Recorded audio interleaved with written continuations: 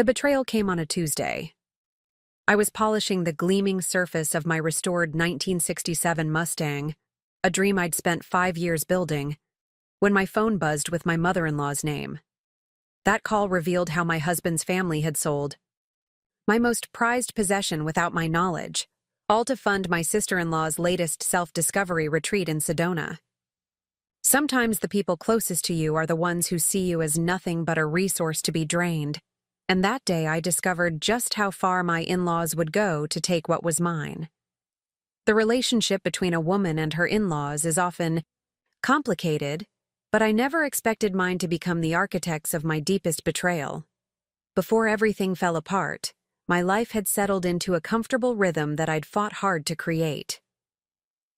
Before we jump back in, tell us where you're tuning in from, and if this story touches you, make sure you're subscribed. Because tomorrow, I've saved something extra special for you. My name is Natalie Carson, 32 years old, with a career as a mechanical engineer that I'd built from the ground up. I'd married Ryan 4 years ago after dating for 3. He was everything I thought I wanted: supportive, kind, with an easy laugh that made even the worst days bearable. We'd bought a modest house in Willow Creek, a suburb just outside of Portland, with a 2-car garage that had sold me on the property instantly. That garage was my sanctuary. While some people dreamed of walk-in closets or gourmet kitchens, I had always wanted a space where I could pursue my passion: classic car restoration. Growing up, my father had taught me everything about engines, transmissions, and bodywork. We'd spent countless weekends under the hood of whatever project car he'd brought home, his patience never wavering as he explained each component, each connection. "Cars are honest," he used to say. "They don't lie about what they need, and they reward you for paying attention." When my father passed away from cancer 5 years ago, he left me his tools, his knowledge, and enough money for one big project. I knew exactly what I wanted: a 1967 Ford Mustang Fastback in Highland Green. It had been our dream car, the one we'd always talked about restoring together someday. I found her in a junkyard 3 states away, rusted, gutted, barely recognizable. But I could see the potential beneath the decades of neglect. Ryan had been supportive then, driving with me to haul it back, listening patiently as I rambled about torque specifications and period-correct details. "You're cute when you're obsessed," he'd say, and I'd roll my eyes but appreciate the space he gave me to pursue this connection to my father. For 5 years, I poured every spare moment and dollar into that car. I worked overtime to afford original parts, stayed up until dawn researching authentic restoration techniques, and built relationships with specialized mechanics across the country who could guide me through the trickier aspects. The Mustang became more than a car. It was my legacy, my therapy, my tribute to the man who had shaped me. Ryan's family had always viewed my passion with a mixture of amusement and bewilderment. His parents, Harold and Diane, were practical, conventional people who saw cars as nothing more than transportation. "Couldn't you have picked a cheaper hobby?" Harold would joke whenever he visited, not understanding that this wasn't about money, but about connection. Ryan's sister Valerie was another story entirely. 3 years younger than Ryan, she drifted through life on a perpetual journey of self-discovery that seemed to require constant financial support from her parents, and by extension, from us. Every few months brought a new passion: yoga instructor training in Bali, silent retreats in Arizona, crystal healing certification in Sedona. Each venture lasted just long enough for the novelty to wear off before she'd announce her next calling. "Val's just sensitive," Ryan would explain whenever I expressed frustration at her constant requests for loans that were never repaid. "She's trying to find her purpose." I bit my tongue more times than I could count, reminding myself that family dynamics were complicated and that my own passionate pursuit of car restoration probably seemed just as frivolous to them. 6 months ago, I finally finished the Mustang. Every chrome detail gleamed, the engine purred with a deep, satisfying rumble, and the Highland Green paint caught the light in exactly the way I'd imagined it would. The day I took it for its first real drive was the closest thing to perfect happiness I'd felt since my father died. I could almost feel him in the passenger seat, nodding with approval. "You did good, kiddo," I could hear him say. "She's a beauty." Ryan took me out to celebrate, genuinely happy for me even if he didn't fully understand the magnitude of what I'd accomplished. "Maybe now you can take up a normal hobby," he teased over champagne, like scrapbooking or something less expensive. I'd laughed, but in retrospect, I should have paid more attention to the subtle implication that my passion was somehow a phase to be completed rather than an ongoing part of my identity. Our marriage had been solid, or so I thought. We had our routines, Sunday morning coffee on the porch, alternating who chose the movie on Friday nights, small compromises that made sharing a life possible. Ryan worked as a marketing director for a local brewery, a job that kept him busy but rarely stressed.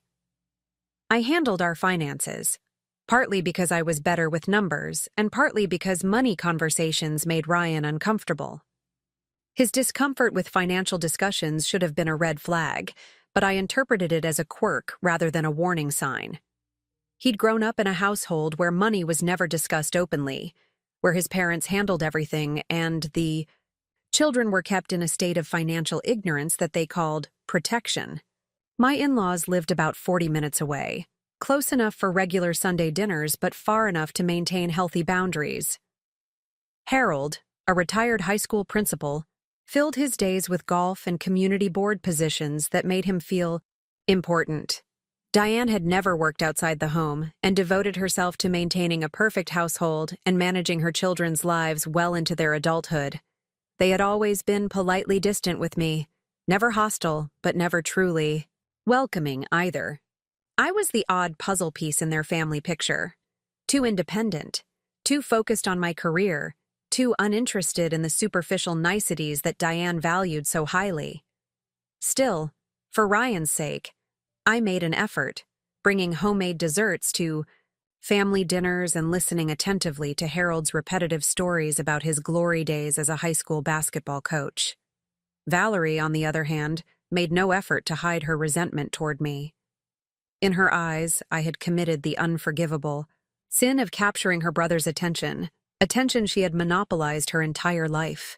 Every family gathering became a subtle battlefield, with Valerie creating small emergencies that required Ryan's immediate assistance, or making thinly veiled comments about how some people prioritized material possessions over spiritual growth. I weathered these storms with as much grace as I could muster, reminding myself that family relationships were important to Ryan and that maintaining peace was worth the occasional discomfort. That last normal day, before everything imploded, had been unremarkable in its ordinariness. I woke early, as was my habit, and spent an hour in the garage waxing the Mustang's flawless paint. Ryan had already left for work. He had an early marketing meeting and had kissed me goodbye while I was still half asleep. The autumn sun filtered through the garage windows, casting long shadows across the concrete floor as I worked. There was something meditative about the circular motion of applying wax, the satisfaction of buffing it to a mirror shine. I lost myself in the process, my mind quieting for the first time in weeks. Work had been particularly stressful lately. Our engineering firm had taken on a major contract with tight deadlines, and as project lead, I'd been putting in 60-hour weeks. The time with my car was precious, stolen moments of peace in an otherwise chaotic schedule. I was just finishing when my phone buzzed on the workbench. Diane's name flashed on the screen, an unusual occurrence at 7:30 in the morning. My mother-in-law typically didn't call before noon, claiming that mornings were for family only, a category that apparently didn't include daughters-in-law. I hesitated before answering, a subtle uneasiness settling in my stomach. Something about the timing felt wrong. "Hello?" I answered, trying to keep my tone neutral. "Natalie." Diane's voice was clipped, formal in a way that immediately set me on edge. "I need to speak with you about something important. It's about the car." And with those words, the carefully constructed normalcy of my life began to crumble. "What do you mean, about the car?" I asked, gripping my phone tighter. There was a pause, a sharp intake of breath on the other end of the line. "I think this is a conversation we should have in person," Diane said, her voice taking on that saccharine tone she used when delivering bad news. "Harold and I are actually on our way to your house now. We should be there in about 20 minutes. A cold feeling settled in my stomach. I looked at my Mustang, sunlight dancing across its polished surface. "Diane, I have to be at work in an hour. What's going on?" "Ryan didn't tell you?" The surprise in her voice seemed genuine, but with Diane it was hard to tell. She'd perfected the art of emotional manipulation long before I entered the family. "Oh dear, I assumed." "Well, never mind. We'll be there soon." She hung up before I could press for more information. I stood in my garage, phone in hand, staring at the car that represented not just 5 years of work, but a connection to my father that couldn't be replaced. What hadn't Ryan told me? I tried calling him immediately, but his phone went straight to voicemail. "Hey, this is Ryan. Leave a message." I didn't bother. Whatever was happening, I'd find out soon enough. I considered changing out of my oil-stained jeans and t-shirt before my in-laws arrived, but decided against it. If they were showing up unannounced on a Tuesday morning, they'd get me exactly as I was, grease under my fingernails and all. Preparing and narrating this story took us a lot of time, so if you are enjoying it, subscribe to our channel. It means a lot to us. Now back to the story. Their silver Mercedes pulled into our driveway precisely 17 minutes later. Harold at the wheel, Diane beside him, both wearing expressions of grim determination that sent my anxiety levels soaring. I met them in the driveway, arms crossed, over my chest. "Natalie."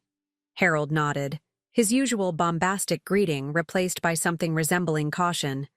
"Beautiful day." "What's going on with my car?" I asked, skipping the pleasantries. Years of dealing with my in-laws had taught me that direct questions were my only defense against their meandering approach to difficult conversations. Diane adjusted her cashmere scarf, looking everywhere but at me. "Perhaps we should go inside. This isn't a driveway conversation." "This is exactly a driveway conversation if it involves my Mustang," I countered, planting my feet firmly on the concrete. Harold sighed, running a hand through his thinning hair. "The thing is, Natalie, the car isn't exactly yours anymore. Not legally, at least." The world seemed to tilt beneath me. "Excuse me?" "Ryan signed the title over to us last week," Harold continued, his tone matter of fact, as if he were discussing the weather rather than theft. "It's all perfectly legal. The car was in both your names, and a spouse has the right to sell joint property."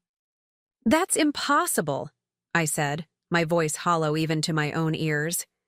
"We specifically put the car in my name only. I have the title in my safe." Diane finally met my gaze, her eyes sharp with triumph, poorly disguised as sympathy. "Actually, dear, Ryan had the title changed to joint ownership 3 months ago. He said you'd agreed it made more sense for insurance purposes." Memory flashed, Ryan with a stack of papers, catching me as I rushed out the door to work. "Just some insurance updates," he'd said. "Nothing important, but they need your signature." I'd signed without reading, trusting my husband because that's what partners do. "Where is my car?" I demanded, looking past them as if the Mustang might suddenly vanish from behind me. "It's been sold," Harold stated bluntly. "The transaction was completed yesterday. The new owner is picking it up today." My knees nearly buckled. "Sold? To whom?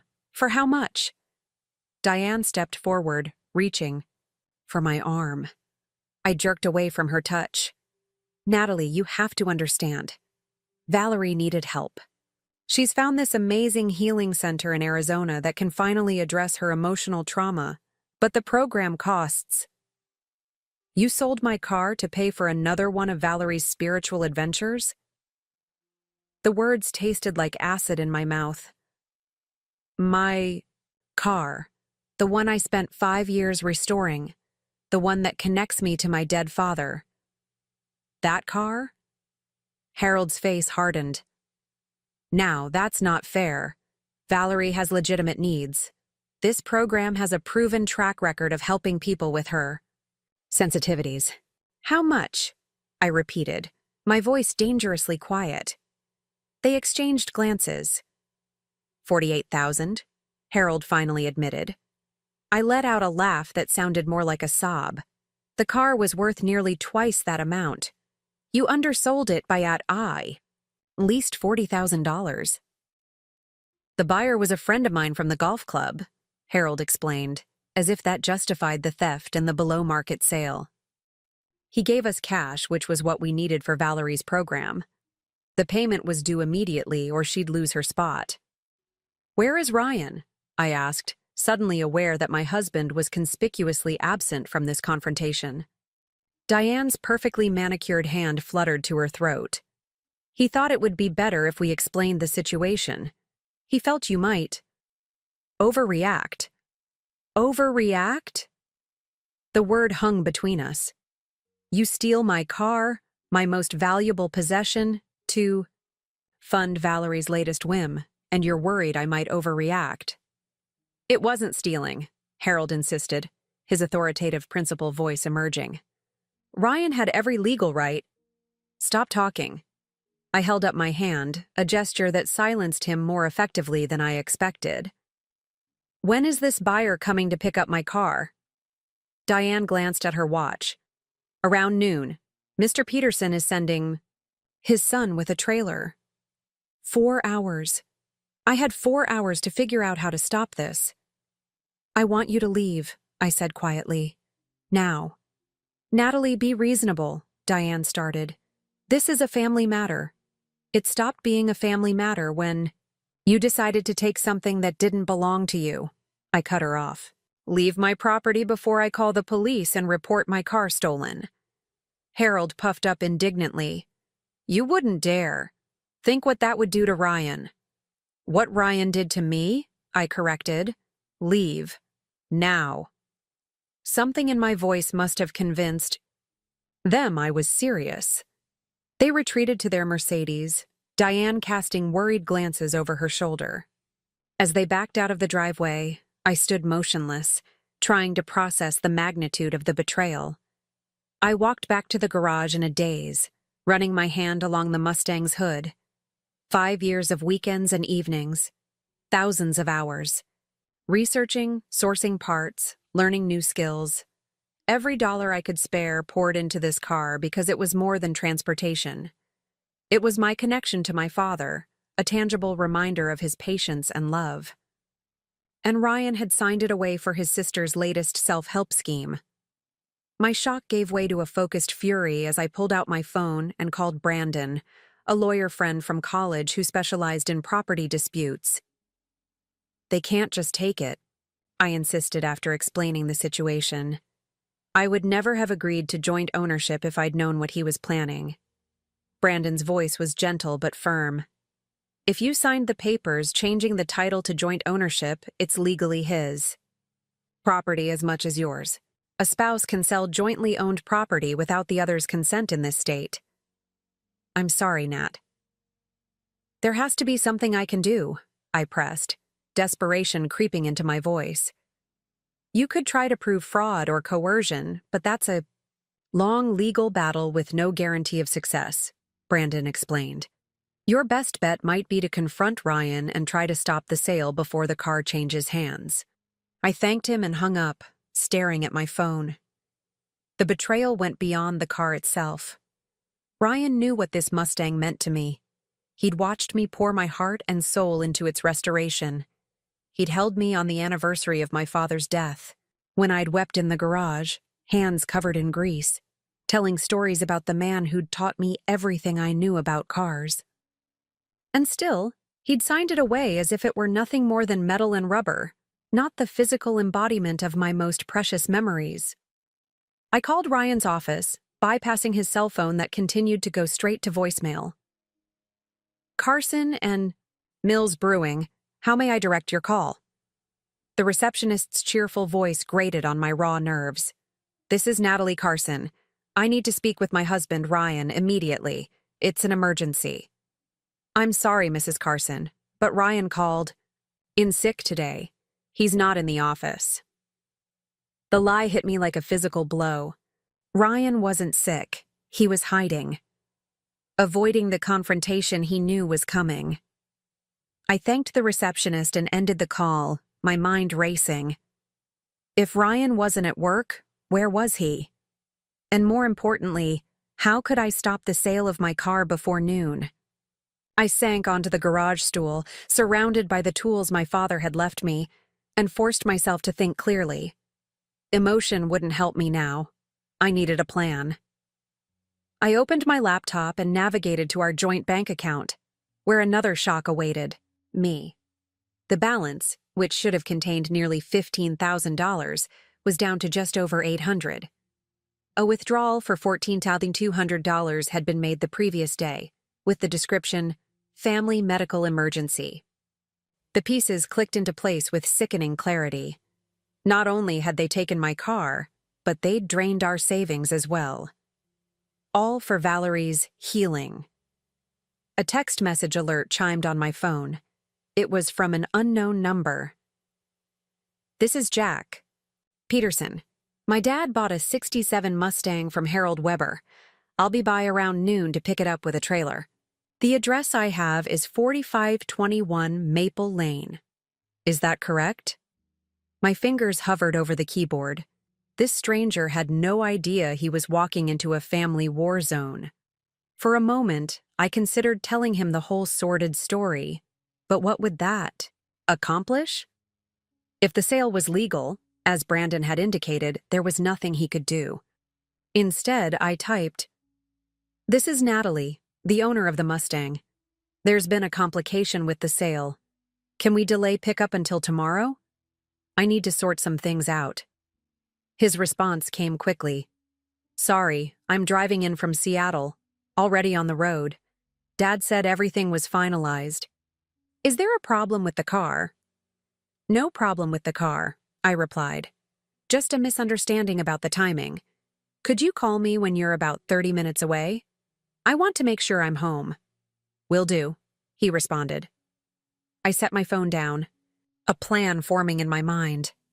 I had until noon to find Ryan and confront him. If I couldn't stop the sale legally, maybe I could appeal to whatever shred of decency he still possessed. First, I needed to know where he was hiding. I tried Ryan's favorite haunts first, the craft brewery where he sometimes worked remotely, the coffee shop near his office, even the golf course where he occasionally met Harold for morning rounds. Nothing. His friends hadn't heard from him, and his assistant at work seemed genuinely confused by my questions. He called in sick, said, "He had a stomach bug," she insisted. "Is everything okay, Natalie?" "No," I admitted. "Everything is definitely not okay." As a last resort, I drove to Harold and Diane's house. Ryan had grown up in the sprawling Tudor-style home, and it remained his safe harbor whenever life became too complicated. The same could not be said for me. The Weber household had always felt like hostile territory. Sure enough, Ryan's Audi was parked in his parents' driveway, partially hidden behind Diane's rose bushes as if he'd tried to conceal it from street view. Coward. I parked directly behind his car, blocking any potential escape, and marched to the front door. My hand hovered over the doorbell for just a moment before I decided against announcing my arrival. The element of surprise might be my only advantage. I used my key, given to me years ago for emergencies, and entered quietly. Voices drifted from the kitchen, tense and hushed. I recognized Ryan's immediately, along with Valerie's distinctive whine and Diane's soothing murmurs. "She's going to hate me forever," Ryan was saying, his voice strained. "You don't understand what this car meant to her." "She's being materialistic," Valerie snapped. "It's just a car. My mental health is at stake here. This retreat is my last chance to heal from my trauma." I stood in the doorway of the kitchen, taking in the scene. Ryan slouched at the breakfast bar, head in his hands. Valerie paced the Spanish tile floor, gesticulating wildly as she spoke. Diane stood at the stove, preparing what smelled like her signature comfort food, chicken noodle soup, as if this were a simple case of hurt feelings rather than profound betrayal. "What trauma would that be exactly, Valerie?" I asked coldly. All three heads whipped toward me, faces registering shock at my sudden appearance. "The trauma of always getting exactly what you want?" Ryan stood up so quickly he knocked over his bar stool. "Natalie, I can explain." "Explain what? How you forged my signature to change the title to my car? How you sold it without my knowledge? How you emptied our savings account?" Each question felt like a bullet fired from a gun. "I didn't forge anything," he protested weakly. "You signed the papers." "Under false pretenses," I countered. "You told me they were insurance documents." Diane stepped forward, wooden spoon in hand like a scepter. "Natalie, please lower your voice. This is a family matter that can be resolved calmly." "This stopped being a family matter when you decided to steal from me," I said, not taking my eyes off Ryan. "Why? Just tell me why you would do this." Ryan looked at his mother, then his sister, clearly hoping for intervention. When none came, he sighed. "Val needs this retreat. Her therapist said it's the only program that can address her specific needs. They had a last-minute opening, but the payment was due immediately, and we didn't have enough savings to cover it." "So you sold my car? The one thing you knew meant everything to me?" I could barely force the words past the knot in my throat. "It wasn't just the retreat," Ryan admitted, staring at the floor. "Valerie has some other debts that needed clearing up before she could go. Credit cards, mostly. And there was a loan from her ex-boyfriend that he was threatening legal action over." I turned to Valerie, who at least had the decency to look uncomfortable. "How much?" She shrugged, examining her manicured nails. "About 30,000. Plus 18,000 for the retreat," Ryan added. "The car sale covered everything, with a little left over for spending money while she's there." The casual way they discussed liquidating my most precious possession made my blood boil. "And it never occurred to any of you to discuss this with me first? To ask if I was willing to sell my car to bail out Valerie? Again?"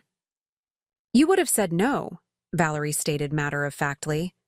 "You're damn right I would have said no. That car was my connection to my father. It was irreplaceable to me." "See? This is exactly why we couldn't tell you," Diane interjected. "You're too emotional about a pile of metal and too selfish to consider Valerie's needs." I laughed bitterly. "Selfish? That's rich coming from the woman who's raised her daughter to believe the world revolves around her problems. How many times have we bailed Valerie out, Ryan? How many programs and retreats and healing journeys have we funded over the years?" Ryan had the grace to look ashamed. "This one is different. The doctor said—" "I don't care what some quack doctor said," I exploded. "This isn't about Valerie's mental health. It's about all of you using me as your personal ATM. Well, I'm done. The bank is closed." My phone chimed with a text message. It was Jack Peterson. "About 30 minutes away. From your address. See you soon." The countdown was real now. In 30 minutes, my car would be gone forever unless I did something drastic. I faced Ryan, feeling strangely calm despite the storm raging inside me. "You have two choices. Either you call Harold right now and tell him to cancel the sale and return the money, or I'm going to the police to report the car as stolen." Valerie gasped. "You wouldn't." "Try me," I challenged, fixing her with a stare that made her take a step back. Ryan shook his head. "Nat, you can't. The sale is legal. I had the right to sell it." "Maybe," I conceded. "But I can still file a report claiming you obtained the title change fraudulently by misrepresenting the documents I signed. It might not stick, but it will certainly delay things long enough for a full investigation." "How do you think that will affect your job, Ryan? The marketing director for Carson and Mills Brewing caught in a fraud investigation? You're bluffing, Diane said, but uncertainty tinged her voice. Call Harold, I insisted, pushing my phone toward Ryan. Now. Ryan hesitated, looking from me to his mother to his sister. I could see the calculation in his eyes, weighing his options, trying to determine if I was serious. Even if we wanted to stop the sale, it's too late, Valerie interjected. The money's been paid. I've already put down the non-refundable deposit for the retreat. If I don't go, that money is just gone. That's not my problem, I replied coldly. It kind of is, Ryan argued weakly. That was our savings, too. Our savings that you cleaned out without asking me, I reminded him. Do you understand what you've done, Ryan? This isn't just about the car or the money. You betrayed my trust in the most fundamental way possible. You knew exactly what that car meant to me, and you sold it anyway. I didn't have a choice, he protested. Val needed... Stop saying that. I slammed my hand down on the counter, making all three of them jump. Valerie doesn't need another expensive retreat. She needs to grow up and take responsibility for her life instead of expecting her family to finance her endless journey of self-discovery. Valerie's face crumpled. Right on cue, the tears began to flow. You've always hated me, she sobbed, looking to her mother for support. You've never understood what it's like to be sensitive, to feel things so deeply. Diane immediately wrapped an arm around her daughter. Shh, it's okay, sweetheart. Natalie doesn't understand what you've been through. I watched the familiar performance with detachment. How many times had I seen this exact scene play out? Valerie cries. Everyone rushes to comfort her, and the actual issue gets buried beneath a landslide of emotion. I'm not doing this, I said firmly. Ryan, last chance. Call your father and tell him to stop the sale, or I'm going to the police. Ryan looked panicked. Nat, please. You know Dad won't back down once he's made a deal.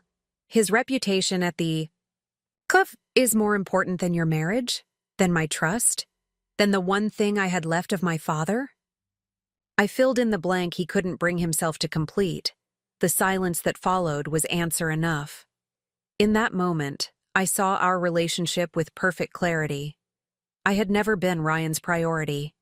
His loyalty had always been to his family of origin, not to the family we had built together. I see, I said quietly. Then I have a choice to make too.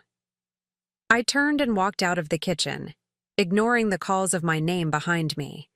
In the entry hall, I paused at the small table where Diane displayed family photos. There was one of Ryan and me on our wedding day, looking young and hopeful. I studied it for a moment, remembering how I'd believed we were building something unbreakable. What a fool I'd been. Back in my car, I faced three impossible options. I could go to the police knowing that even if they took my report, the legal battle would be long and uncertain. I could try to intercept Jack Peterson and explain the situation, hoping to appeal to his humanity. Or I could simply accept the loss of my car, my savings, and my marriage, and figure out how to move forward. None of these choices would bring back what I'd lost. None would repair the trust that had been shattered. I was caught in a no-win scenario created by the people who were supposed to love me most.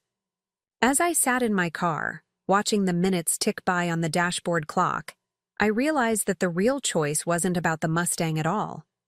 It was about what kind of life I wanted for myself going forward. Would I continue to be the family resource, expected to sacrifice my needs and wants for Valerie's latest crisis? Or would I finally set boundaries that protected what was precious to me? The decision crystallized with surprising clarity. I started the engine and pulled out of the driveway, leaving Ryan's car still blocked in. He could figure out his own transportation for once. I had a car to save and a future to reclaim. I drove home with a singular focus, my mind racing ahead to formulate a plan. The digital clock on my dashboard showed 11:17 a.m., less than 45 minutes until Jack Peterson would arrive to take away my Mustang. Not much time to mount a defense, but I'd be damned if I'd make it easy for them. As I pulled into my driveway, I spotted a familiar figure sitting on my front porch. Harold Weber, looking every inch the disgruntled patriarch, rose to his feet as I approached. "I've been waiting for you," he announced, as if I should be honored by his presence. "Diane called, said you were making threats." I brushed past him, keys in hand. Not threats, promises. He followed me to the front door, his golf shoes clicking irritatingly against the concrete. "Natalie, I understand you're upset, but this hostility is unnecessary. The car has been sold. The money has been dispersed. There's nothing to be gained by creating a scene." I turned to face him, key poised at the lock. "Did Ryan tell you?" How he changed the title. How he lied to me about what I was signing. A flicker of discomfort crossed Harold's face before his expression hardened again. "That's between you and Ryan. The point is, the sale is legal and binding. My friend Peterson has paid cash. His son is on the way to collect the vehicle." "Your friend severely underpaid," I pointed out. "That car is worth nearly twice what you sold it for." Harold waved a dismissive hand. "Peterson is doing me a favor, taking it off our hands quickly.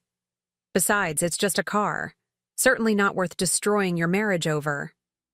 I laughed, the sound sharp even to my own ears. That's rich, coming from the man who helped orchestrate the whole thing.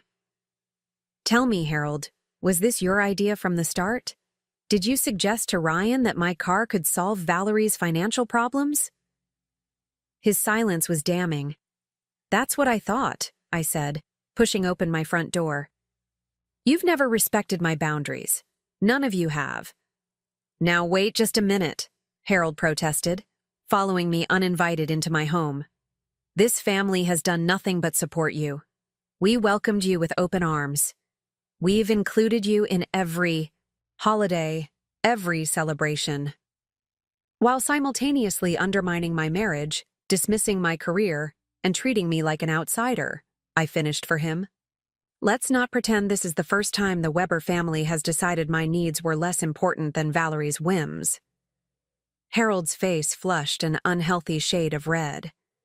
"Valerie has special requirements. She's sensitive in ways you can't understand. This retreat is critical for her healing process." "What exactly is she healing from, Harold?" I demanded, dropping my purse on the entryway table. "Because from where I stand, Valerie has led a life of extraordinary privilege, with parents who've cleared every obstacle from her path and made excuses for every failure." "You have no right," he began, but I cut him off. "I have every right. This is my home, that is my car, and I am done being the family ATM." I pointed to the door. "Now get out. When Jack Peterson arrives, I'll deal with him myself." Harold didn't budge. "I can't allow that. Peterson is a respected member of my golf club. I gave him my word that this transaction would go smoothly." He squared his shoulders, using his height to try to intimidate me. "I'll be staying until the car is safely loaded and on its way." "Fine," I conceded, surprising him. "Stay if you want, but you should know that I've already called my lawyer. He's drawing up papers as we speak, documenting the fraudulent way in which Ryan obtained my signature on the title change." This was a bluff. Brandon had offered advice but wasn't actively working on my case, but Harold didn't need to know that. "You're making a terrible mistake," Harold warned, his voice dropping to a threatening growl. "If you pursue this legally, you're not just taking on Ryan. You're taking on this entire family. We have resources you can't imagine." "Is that a threat?" "It's a reality check. The Webers have been in this community for 4 generations. We sit on boards. We know judges. We have influence." He leaned closer. "Do you really want to discover what happens when you make enemies of us?" The old Natalie might have been intimidated by this display of Weber family power. The old Natalie might have backed down, swallowed her pride, and found a way to make peace at her own expense. But I wasn't that woman anymore. "Get out of my house, Harold," I said quietly. "You can wait in your car until Peterson arrives." "I'm not going anywhere," he insisted, planting himself firmly in my living room. "Then I'll call the police and have you removed for trespassing," I countered, pulling out my phone. "Your choice." He assessed my expression, searching for any sign of weakness or hesitation. Finding none, he relented, but not without a parting shot. "Ryan was right about you. Beneath that professional veneer, you're just a stubborn, ungrateful girl who never understood what it means to be part of this family." The words were designed to wound, to make me question myself. 6 months ago, they might have succeeded, but now they only strengthened my resolve. If being part of your family means sacrificing everything I value, then I want no part of it, I replied, holding the door open pointedly. Harold stalked out, muttering about ingratitude and disrespect. I closed the door behind him, leaning against it for a moment to collect my thoughts. Through the window, I could see him pacing beside his BMW, phone pressed to his ear. No doubt reporting to Diane, or perhaps calling in reinforcements. I didn't have much time. Jack Peterson would arrive soon, and I needed a strategy. I couldn't legally prevent him from taking the car, not without a court order, which I had no time to obtain. But perhaps I could appeal to his sense of fairness, human to human. I hurried to my office and powered up my computer. If I was going to convince Peterson's son that something shady had happened, I'd need evidence. I printed out bank statements showing the sudden withdrawal of our savings, photos of me working on the Mustang over the years, and the original purchase documentation in my name alone. My phone buzzed with a text from an unknown number. "This is Jack Peterson again. GPS says I'm about 15 minutes from your address. Still okay to pick up the car?" I typed back, "Yes, but there's a situation you should be aware of when you arrive. The sale of this car involves some complications." 3 dots appeared, disappeared, then reappeared. Finally. "What kind of complications? My dad said everything was finalized." "Legal complications," I replied. "I'll explain when you get here." No response followed. I gathered my printed documents into a folder and went to the garage for one last moment with my car. The Mustang gleamed under the garage. Lights, perfect in every detail from the custom leather interior to the meticulously restored engine. I ran my hand along its flank, remembering the countless hours my father and I had spent discussing the finer points of muscle car restoration. "I tried, Dad," I whispered, fighting back tears. "I really did." The sound of tires on gravel pulled me from my reverie. I stepped out of the garage to see a white truck pulling a car trailer turning into my driveway. Harold immediately approached the vehicle, intercepting the driver before he could even step out. I moved quickly down the driveway, determined to get to Jack Peterson before Harold could poison the well. As I approached, a young man in his late 20s emerged from the truck. He looked nothing like I'd imagined, not the entitled son of a wealthy golf club member, but a working-class guy in faded jeans and a Seattle Seahawks cap. "Jack Peterson?" I asked, extending my hand before Harold could introduce himself. He nodded, looking confused by the tension evident in our body language. "That's me. You must be Natalie? And you are." He turned to Harold. "Harold Weber, the seller," he said firmly. "My son-in-law handled the transaction with your father." "Actually," I interjected, "I'm the owner of the car, or at least, I was until very recently." Jack looked between us, clearly sensing he'd stepped into the middle of something messy. "Look, I don't want any trouble. Dad just sent me to pick up a car he bought." "And you will," Harold assured him. "Natalie is just having some seller's remorse, that's all. The sale is completely legitimate. The car was sold without my knowledge. Or consent," I countered, fixing Jack with a direct gaze. My husband changed the title behind my back and sold my most prized possession to fund his sister's spiritual retreat. Jack shifted uncomfortably. That sounds like a family issue you need to work out. I'm just here to transport the car. I understand that, I said, handing him the folder of documents. But I thought you should know exactly what you're participating in. That Mustang represents 5 years of my life and a connection to my late father. It's worth far more than what your father paid for it. Harold stepped between us. This is inappropriate, Natalie. Mr. Peterson doesn't need to be dragged into our personal matters. Jack glanced at the folder in his hands, then back at me. Ma'am, I sympathize. I really do. But my dad made a deal. I'm just doing what he asked. Of course, I said, nodding. Just like Ryan did what his father asked. The Weber men are good at following orders, aren't they, Harold? Harold's face darkened with anger. That's quite enough. Mr. Peterson, if you'll follow me to the garage, we can complete this transaction without further drama. Jack hesitated, glancing at the folder again.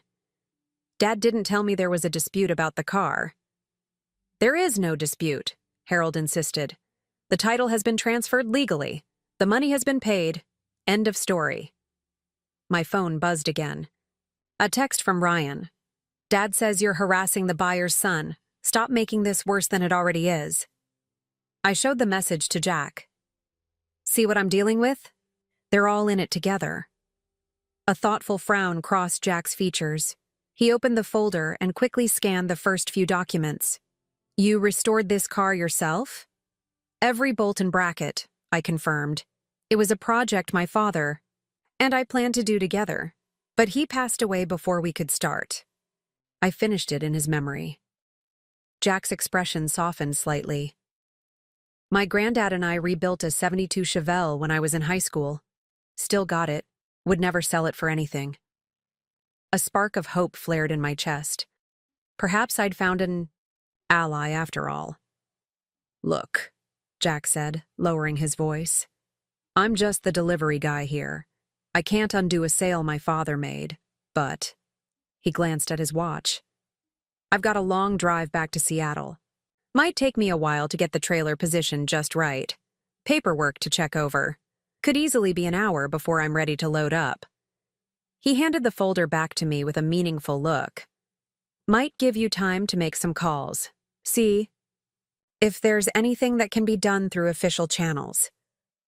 It wasn't much, but it was something. A small window of opportunity. I appreciate that, I said quietly. Harold, who had been watching our exchange with growing suspicion, stepped forward. There's no need for delay. The garage is right there. The car is ready to go. Jack turned to him with a professional smile. No offense, sir, but I've been doing this a long time. Gotta make sure everything's by the book. Car like that, you can't be too careful with the loading process. Wouldn't want any damage to occur during transport. Harold looked like he wanted to argue but thought better of it. Fine, but I'll be staying to ensure everything proceeds as agreed.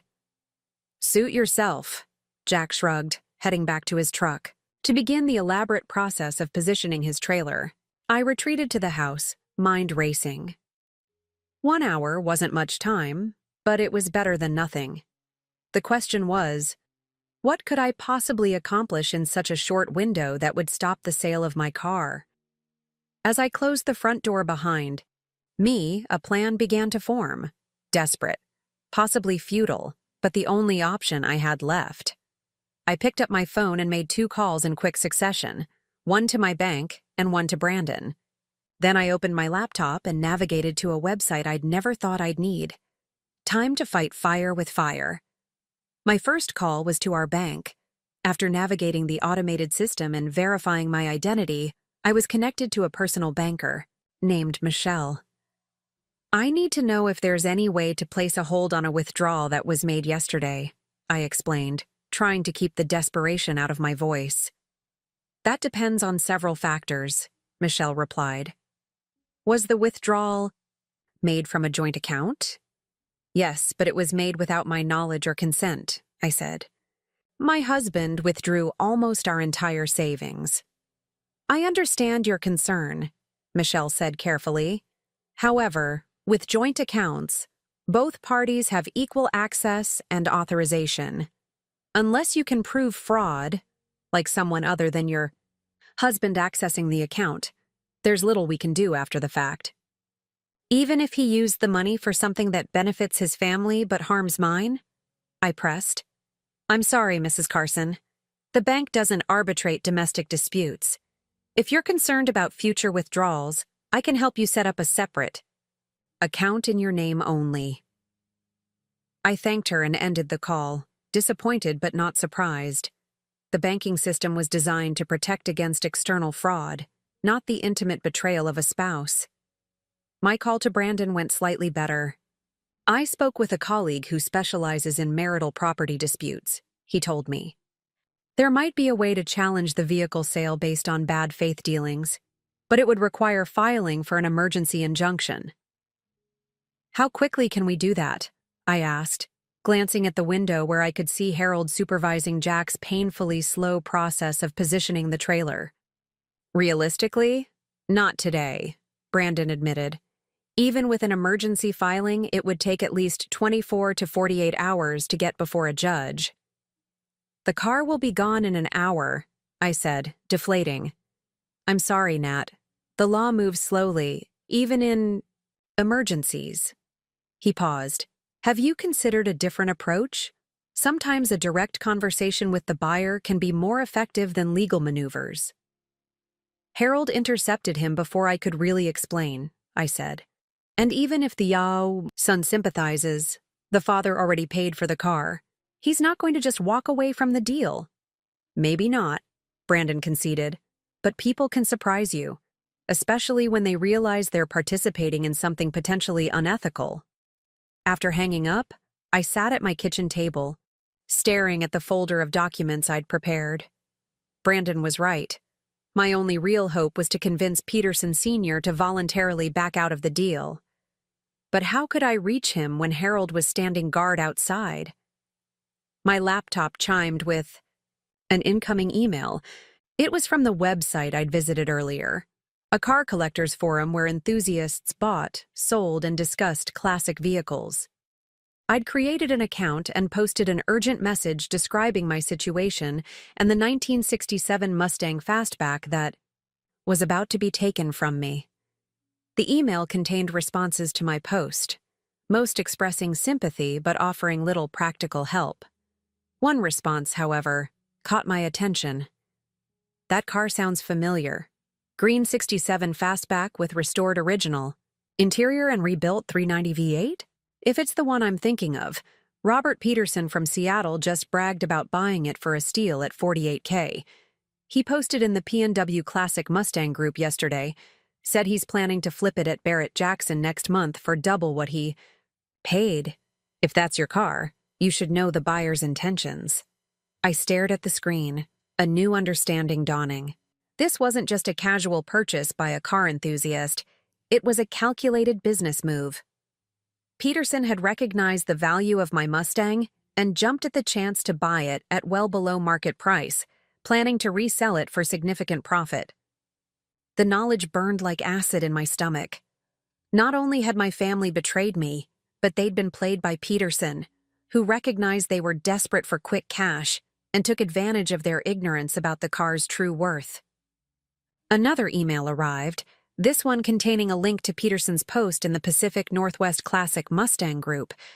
There it was in black and white, Robert Peterson boasting about the deal he'd secured through a golf buddy whose son-in-law needed to liquidate assets quickly.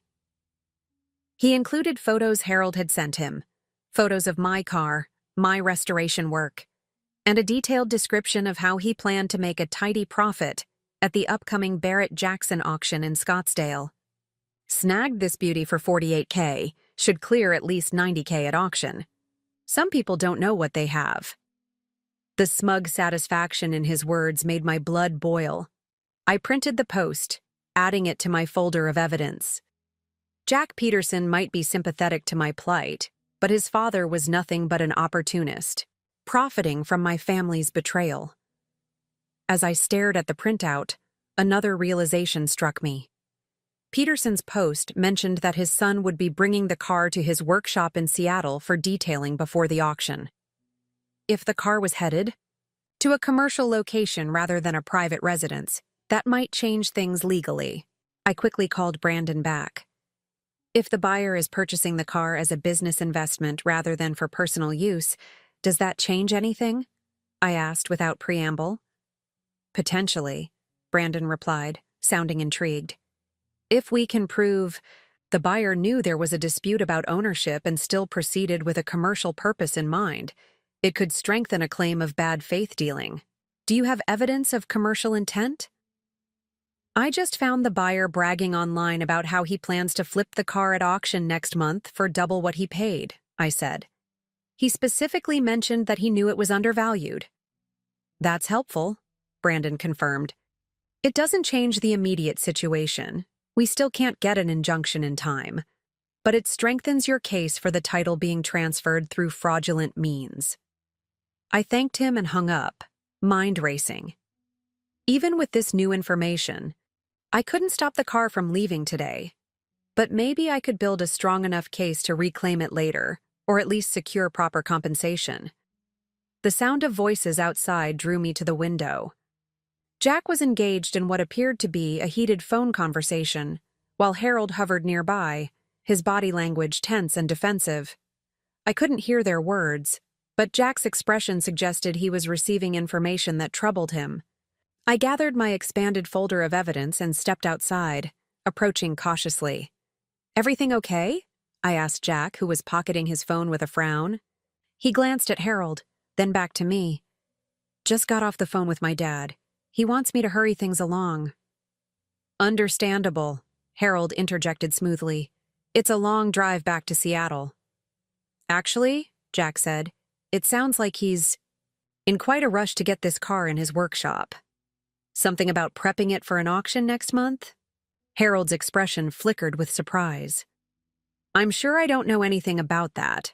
Robert simply said he was an admirer of classic Mustangs." "Is that so?" I said, holding out the printout of Peterson's forum post. "Because, according to this, he's planning to flip the car at Barrett-Jackson for nearly double what he paid. He explicitly mentions his golf buddy helping him secure an undervalued asset." Harold snatched the paper from my hand, eyes scanning the text rapidly. His face reddened as he read. This is taken out of context. Robert would never— "Save it, Harold," I cut him off. "Peterson played you just like you played me.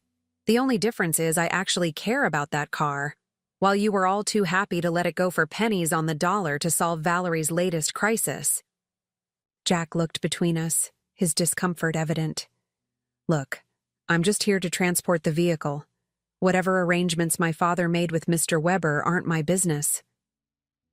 "That's where you're wrong," I said, turning to face him directly. "When you knowingly transport property obtained through deception, it becomes your business, especially when that property is destined for commercial resale." Jack shifted uncomfortably. "Like I said before, I sympathize with your situation, but I have a job to do." "Let me ask you something," I pressed. "If someone sold your grandfather's Chevelle without your knowledge while you were at work, how would you feel? What would you do?" The question hit home. Jack's expression softened momentarily before he schooled it back to professional neutrality. "I'd be upset," he admitted. "But, Jack," Harold interrupted sharply, "Mrs. Carson is attempting to manipulate you emotionally. The facts remain unchanged. The car has been legally sold. Your father has paid for it. Your only responsibility is to transport it safely to Seattle." Jack nodded slowly. "You're right, sir, and that's why I need to be methodical about this process." He gestured to the trailer, which was still not quite aligned with the garage. "Safety first." Harold checked his watch impatiently. "How much longer?" "Hard to say," Jack replied, maddeningly vague. "These old cars require special handling. Could be another 30 minutes, maybe more." Harold's phone rang. He glanced at the screen and, stepped away to answer, his voice low but agitated. I seized the opportunity to speak privately with Jack. "Your father is planning to sell my car for profit," I said quickly. "A car he knows was obtained through deception. That makes him complicit in fraud." Jack ran a hand through his hair. "Mrs. Carson, I understand you're upset." "This isn't about being upset," I interrupted. "This is about right and wrong. Your father is an experienced car collector. He knew exactly what he was doing when he offered half the market value for a fully restored classic Mustang. He took advantage of a situation where my husband betrayed me, and now he stands to profit handsomely from that betrayal." Jack's expression remained carefully neutral, but I could see the conflict in his eyes. "What exactly are you asking me to do?" It was a fair question. What did I expect from this young man caught between professional obligation and moral discomfort? "Call your father again," I suggested. "Tell him what's really happening here. Tell him that the car's true owner is fighting to keep it, that it has personal significance beyond its monetary value. Ask him if making a profit is worth participating in this kind of family destruction." Jack glanced over at Harold, who was still engaged in his phone call, gesturing emphatically. "And if he still wants the car?" "Then at least he'll be making a fully informed decision," I said. "He'll know exactly what kind of transaction he's involved in." Jack considered this for a long moment. "I'll call him," he finally agreed. "But I can't promise anything." "That's all I'm asking," I said, relief washing through me. It wasn't much, but it was something. A small crack in the seemingly impenetrable wall of opposition I'd been facing. As Jack moved away to make the call, Harold returned, his expression thunderous. "That was Ryan," he informed me. "He's on his way here now. Says you're not answering his texts." I pulled out my phone to find 7 unread messages from Ryan, ranging from apologetic to angry to threatening. I'd been so focused on saving my car that I'd tuned out his digital pleas. "Good," I said, pocketing the phone without responding to the texts. It's about time he showed up to face what he's done. Harold stepped closer, lowering his voice. "This vendetta of yours is getting out of hand, Natalie. You're making a scene, embarrassing the family, and for what? A car? Is that really worth destroying your marriage?" The audacity of his question left me momentarily speechless. When I found my voice again, it was steady and clear. My marriage was destroyed the moment Ryan decided his sister's spiritual journey was more important than my trust. The moment he chose to lie to me, steal from me, and then hide from the consequences. I met Harold's gaze unflinchingly. "This isn't about a car. It's about respect, honesty, and basic human decency, qualities your family seems to reserve exclusively for Valerie." Harold's face hardened. "You've never understood our family dynamics. Valerie needs—" "I understand perfectly," I cut him off. "Valerie needs, Valerie takes, and everyone else pays the price. Well, I'm done paying. Whatever happens with this car today, you should know that I'm finished being the Weber family ATM." The sound of tires on gravel announced another arrival. Ryan's Audi pulled into the driveway, parking haphazardly behind Jack's truck. The driver's door flew open, and Ryan emerged, looking harried and distressed. Harold immediately moved to intercept his son, conferring in hushed tones while casting glances in my direction. Their body language spoke volumes, the older man giving instructions, the younger nodding dutifully. I turned back to see Jack approaching, his expression unreadable. "I spoke with my father," he said quietly. "And?" I prompted, heart hammering in my chest. "He's considering his options," Jack replied carefully. "He asked me to verify the car's condition while he thinks it over." It wasn't much, but it was more than I'd dared hope for. A small reprieve, a tiny opening in what had seemed like an airtight case against me. Ryan broke away from his father and approached us, his expression a mixture of anger and apprehension. Nat, what are you doing? Dad says you're harassing Mr. Peterson's son and threatening legal action. I looked at my husband, this man I'd trusted with my life, my heart, my future, and felt nothing but cold determination. I'm fighting for what's mine, I replied. Something you should have done instead of selling me out. The lines were drawn, the battle joined. As Ryan opened his mouth to respond, I steeled myself for the confrontation to come. This was far from over. Ryan approached with the cautious body language of someone expecting an explosion. His eyes darted between me and Jack, assessing the I situation. Jack Peterson? He extended his hand. I'm Ryan Carson, the seller. I apologize for any confusion my wife might have caused. Jack shook his hand briefly. No problem, just doing my job. Ryan turned to me, lowering his voice. Can we talk privately for a minute? Anything you have to say can be said right here, I replied, crossing my arms. He sighed, running a hand through his disheveled hair. Nat, please. This has gotten completely out of hand. You're making a scene and embarrassing everyone involved. I'm embarrassing everyone? I laughed incredulously.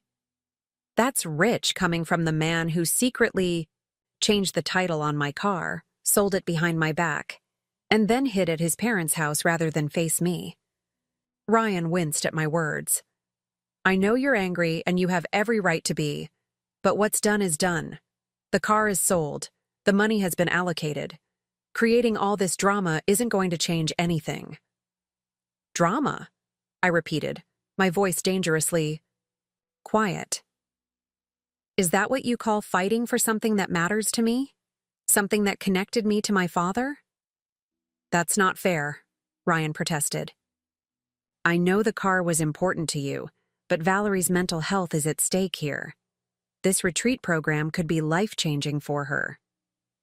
Just like the yoga instructor certification in Bali was life-changing, or the crystal healing course in New Mexico, or the past life regression therapy in Colorado.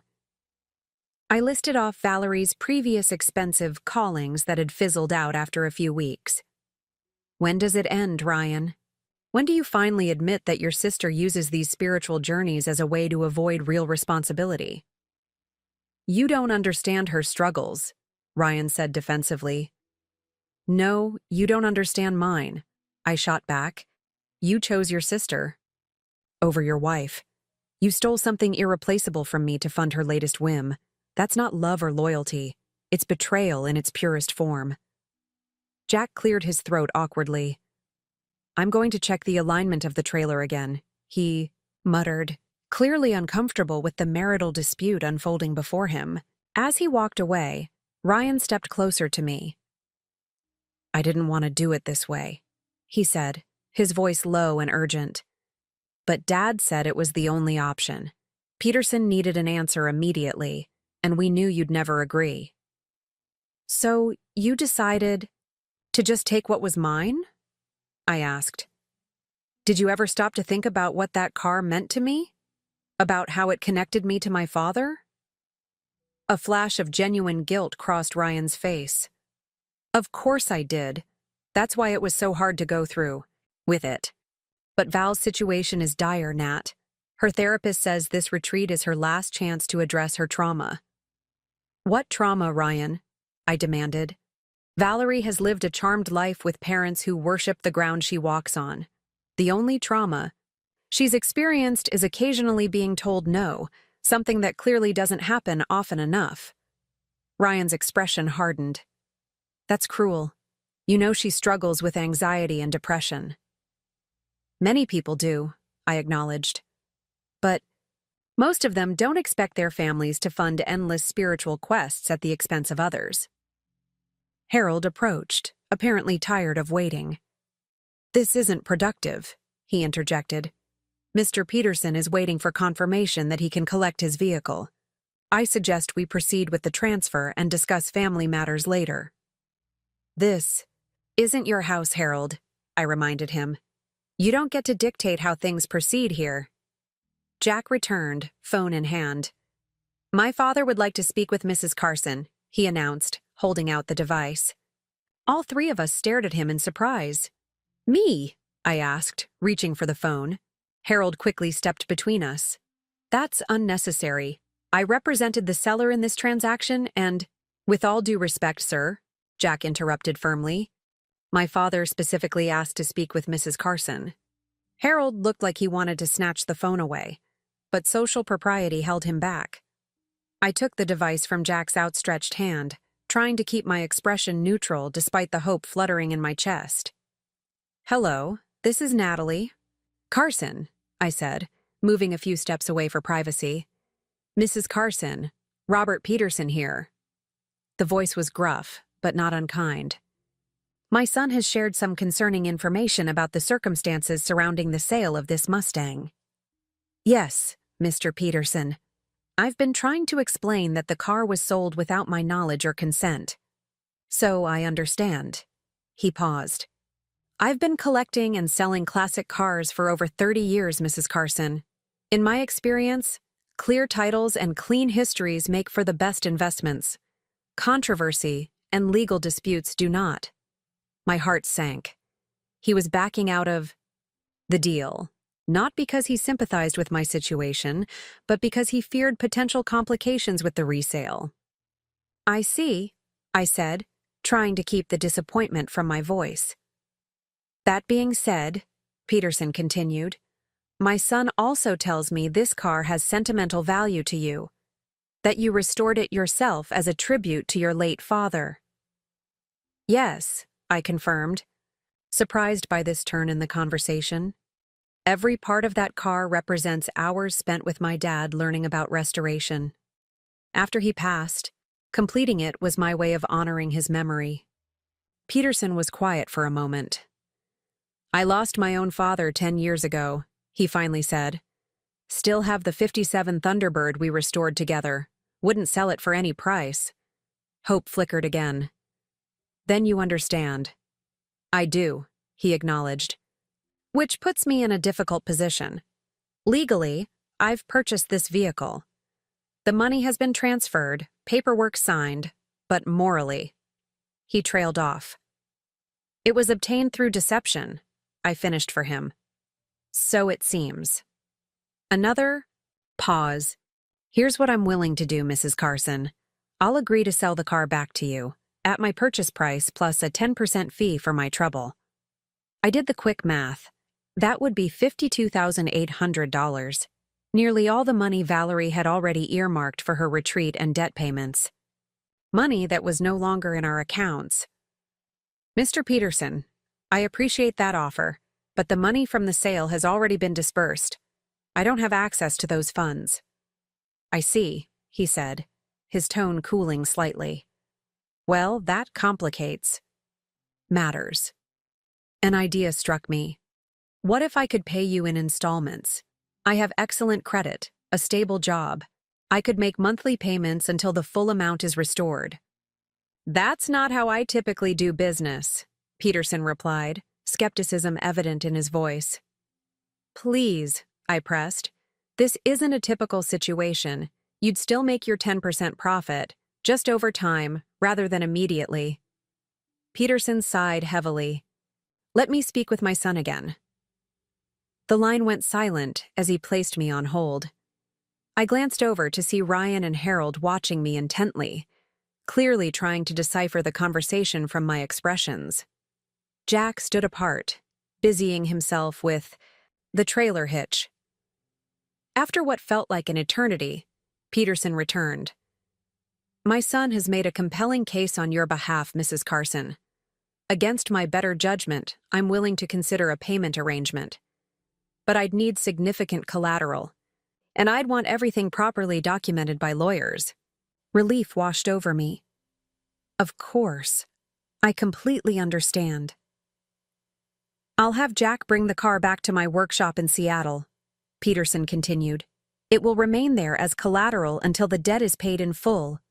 You'll need to come up to sign the paperwork and establish the payment schedule. Say, this weekend? It wasn't ideal. The car would still leave today, and I'd have to take on substantial debt to reclaim it. But it was a lifeline, a chance to undo the damage Ryan and his family had caused. "Thank you, Mr. Peterson," I said sincerely. "I'll be there this weekend with my lawyer." "Very well. Put my son back on, please."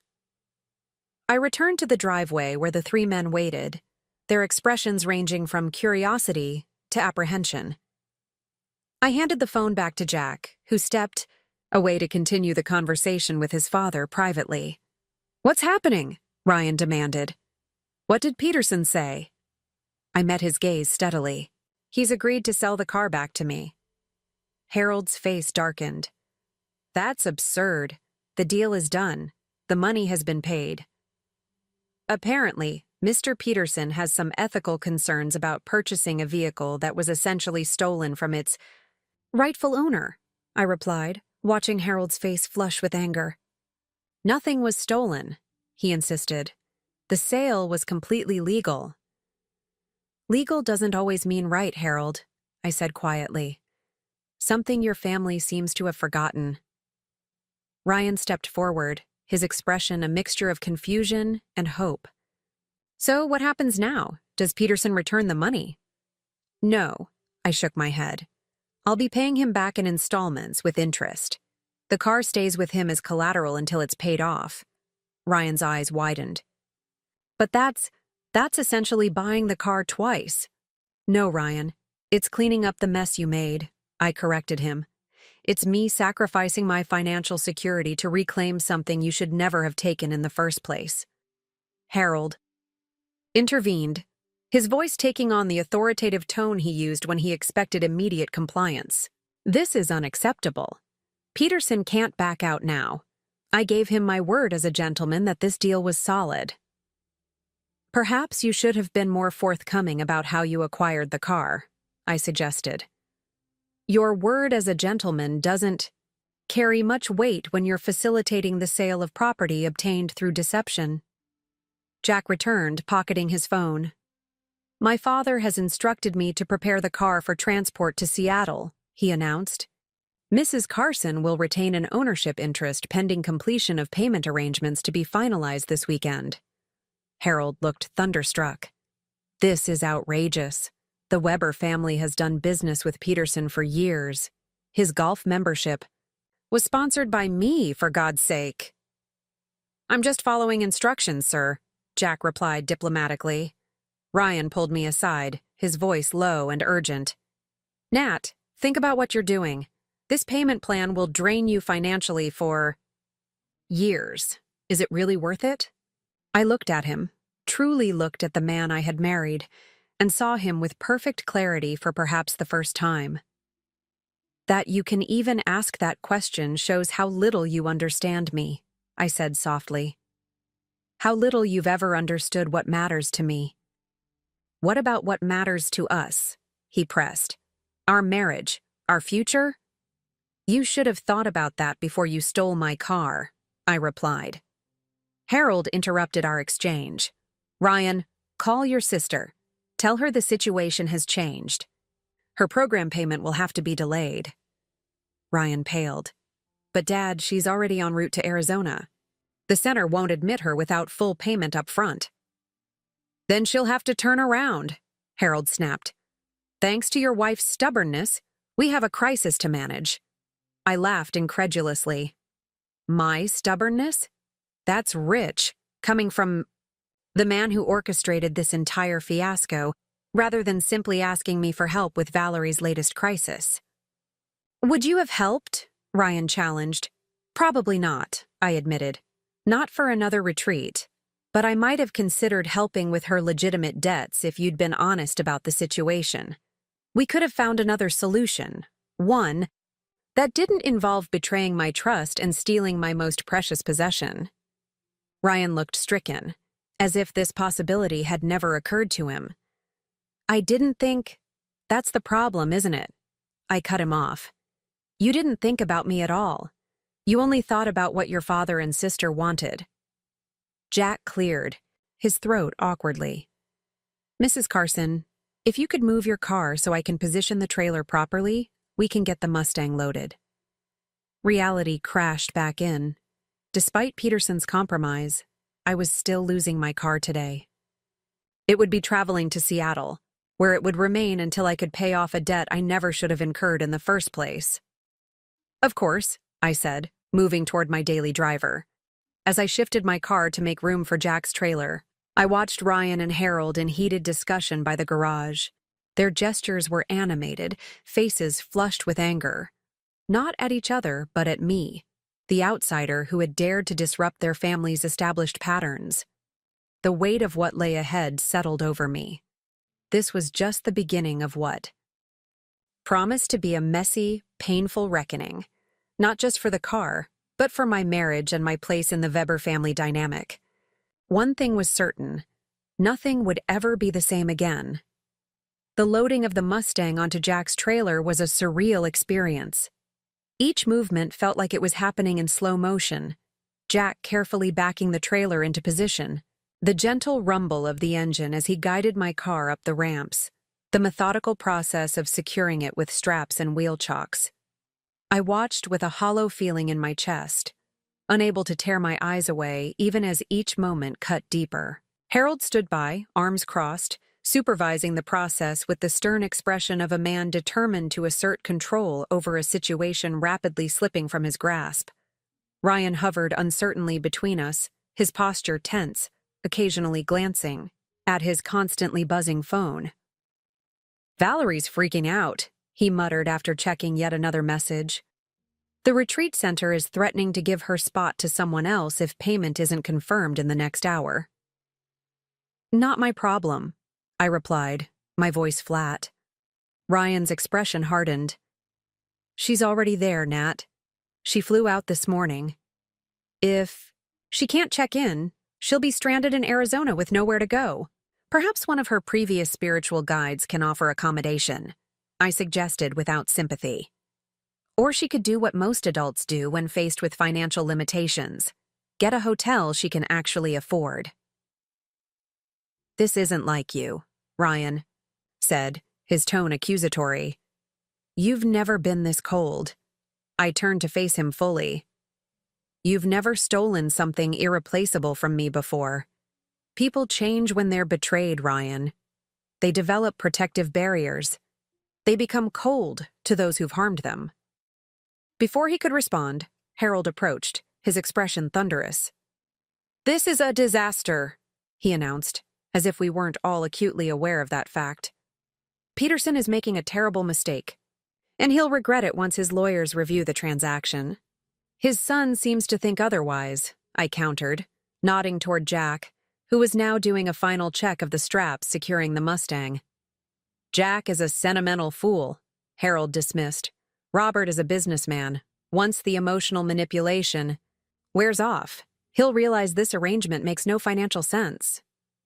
"Perhaps some people value ethics over profit," I suggested. Harold snorted derisively. "In the real world, Mrs. Carson, clean titles and legal paperwork trump sentimentality. The car was sold legally. This charade of a payment plan is nothing but a courtesy that can be withdrawn at any time." His words sent a chill through me. Was he right? Could Peterson change his mind once I arrived in Seattle, deciding the potential complications weren't worth the hassle? Jack approached, clipboard in hand. "All set," he announced. "Just need signatures on these transport documents." Harold immediately reached for the clipboard. "I'll handle this." "Actually," Jack said, holding the clipboard away from Harold's grasp, "I need Mrs. Carson's signature, since she's now listed as the interested party on my transport manifest." The small victory did little to ease the ache in my chest as I signed the forms. Each stroke of the pen felt like another farewell to the car that represented so much more than metal and rubber. "I'll take good care of her," Jack promised quietly, as I handed back the clipboard. "My dad's workshop is climate-controlled, and the car will be stored under a cover, not driven." I nodded, unable to trust my voice. Jack seemed to understand, offering a sympathetic smile before returning to his truck. As he prepared to depart, Ryan's phone rang. His face tightened as he checked the screen. "It's Valerie," he said, moving away to answer. I stood in the driveway, watching as Jack carefully maneuvered the truck and trailer toward the street. The Mustang gleamed in the afternoon sun, its Highland green paint capturing the light exactly as I'd envisioned when I'd selected the color 5 years ago. My father would have loved it. "It's beautiful," said a voice beside me. I turned to find Ryan, phone still in hand, watching the car with an expression I couldn't quite decipher. "Yes," I agreed. "It is." "I never really understood how much work you put into it," he admitted. "How many hours, how much care. I just saw it as a hobby, something that kept you busy on weekends." "It was much more than that," I said softly. "It was my connection to my dad. It was therapy after losing him. It was proof that I could take something broken and make it whole again." Ryan's eyes met mine, and for an instant I glimpsed genuine remorse. "I'm sorry, Nat. I truly am. If I could go back and undo this— But you can't," I finished for him. "Some actions can't be undone. Some betrayals cut too deep." We stood, in silence as Jack's truck disappeared around the corner, taking with it the physical manifestation of 5 years of my life and countless memories of my father. Harold approached, his expression grimly determined. "Ryan, we need to address the Valerie situation. If she can't check into the retreat, we need to arrange emergency funds for accommodations and a return flight." Ryan nodded mechanically. "She's panicking, Dad. Says the center won't even let her wait in the lobby while we sort this out." "Use your credit card for a hotel tonight," Harold instructed. "I'll make some calls, see if I can secure a short-term loan to cover the retreat costs until this car fiasco is resolved." I laughed bitterly. "The car fiasco, as you call it, wouldn't exist if you hadn't decided to sell my property without my consent." Harold fixed me with a cold stare. "We did what was necessary for family, something you've clearly never understood." "Family?" I repeated incredulously. "Is that what you call this dysfunctional system you've created? Where Valerie's every whim is catered to at everyone else's expense? Where Ryan is manipulated into betraying his wife to please his father? That's not family, Harold. That's a cult of personality with you as the supreme leader." Harold's face flushed with anger. "How dare you speak to me that way, after everything we've done for you?" "What exactly have you done for me?" I challenged. "Name one thing you've ever done. That wasn't ultimately for your own benefit or Valerie's." His silence was telling. "That's what I thought," I said quietly. "Now, I'd appreciate it if you would leave my property. I have a lot to process, and your presence isn't helping." "Natalie," Ryan began, but I cut him off. "You too, Ryan. I need space to think about what happens next. For us, for our marriage, for everything." Harold bristled. "You can't dismiss my son from his own home." "Actually, I can," I corrected him. "The house is in my name only." Another decision that seems particularly prescient given recent events. Ryan looked shocked. "Nat, you can't be serious. Where am I supposed to go?" "The same place you disappeared to this morning when you couldn't face what you'd done," I suggested. "Your parents' house seems to be your preferred refuge when things get difficult." Harold placed a hand on Ryan's shoulder. "Come on, son. Let's give your wife some time to calm down and come to her senses." I watched as they retreated to Harold's BMW, Ryan casting one last conflicted glance over his shoulder before sliding into the passenger seat. As they drove away, the silence they left behind was almost deafening. I returned to the empty garage, the vacant space where my Mustang had stood just hours earlier, now a glaring reminder of everything I'd lost. My tools hung neatly on pegboards, the specialized equipment I'd invested in for the restoration project now without purpose. The folding chair where my father used to sit while supervising my early attempts at maintenance stood empty in the corner. For the first time since the morning's phone call, I allowed myself to truly feel the magnitude of the betrayal. The tears, came hot and fast, sobs wrenching from somewhere deep inside me. I sank onto the concrete floor, back against the wall, and let the grief wash over me. I wasn't just crying for the car. I was crying for the marriage I now realized had always been built on shaky ground, for the years I'd spent trying to earn acceptance from a family that would never truly welcome me, for the painful clarity that came with seeing Ryan's true priorities laid bare. How had I not seen it before? The signs had been there from the beginning. Ryan's reluctance to contradict his father, his automatic defense of Valerie's behavior, his discomfort with setting boundaries with his family. I had attributed these traits to loyalty, to the close-knit nature of the Weber clan. Now I recognized them for what they truly were: the deeply ingrained patterns of someone raised to prioritize family harmony over personal integrity. My phone buzzed with a text from Brandon. Heard from Peterson's lawyer. They're drafting payment agreement papers for Saturday meeting. Want me to review before you sign? At least something was proceeding as promised. I typed back a quick affirmative, grateful for this small certainty in the midst of so much chaos.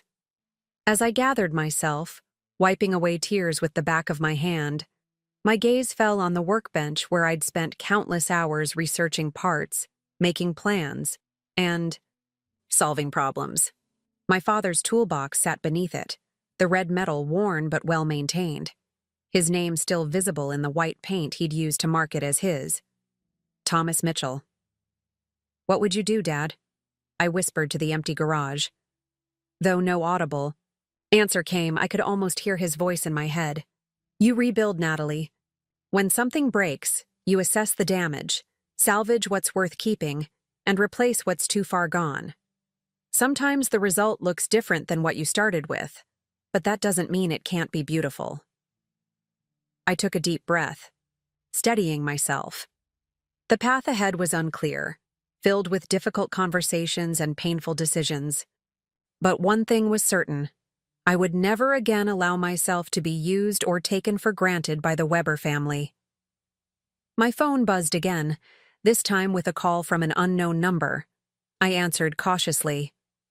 Mrs. Carson, this is Robert Peterson, came the now familiar gruff voice. Mr. Peterson, I acknowledged, my guard immediately up. Was Harold right? Was he calling to renege on our arrangement? I've been thinking about our conversation, he began, and my heart sank. My son told me more about your situation and about the car's significance to you. Yes? I prompted when he paused. I've restored a lot of cars in my time, he continued.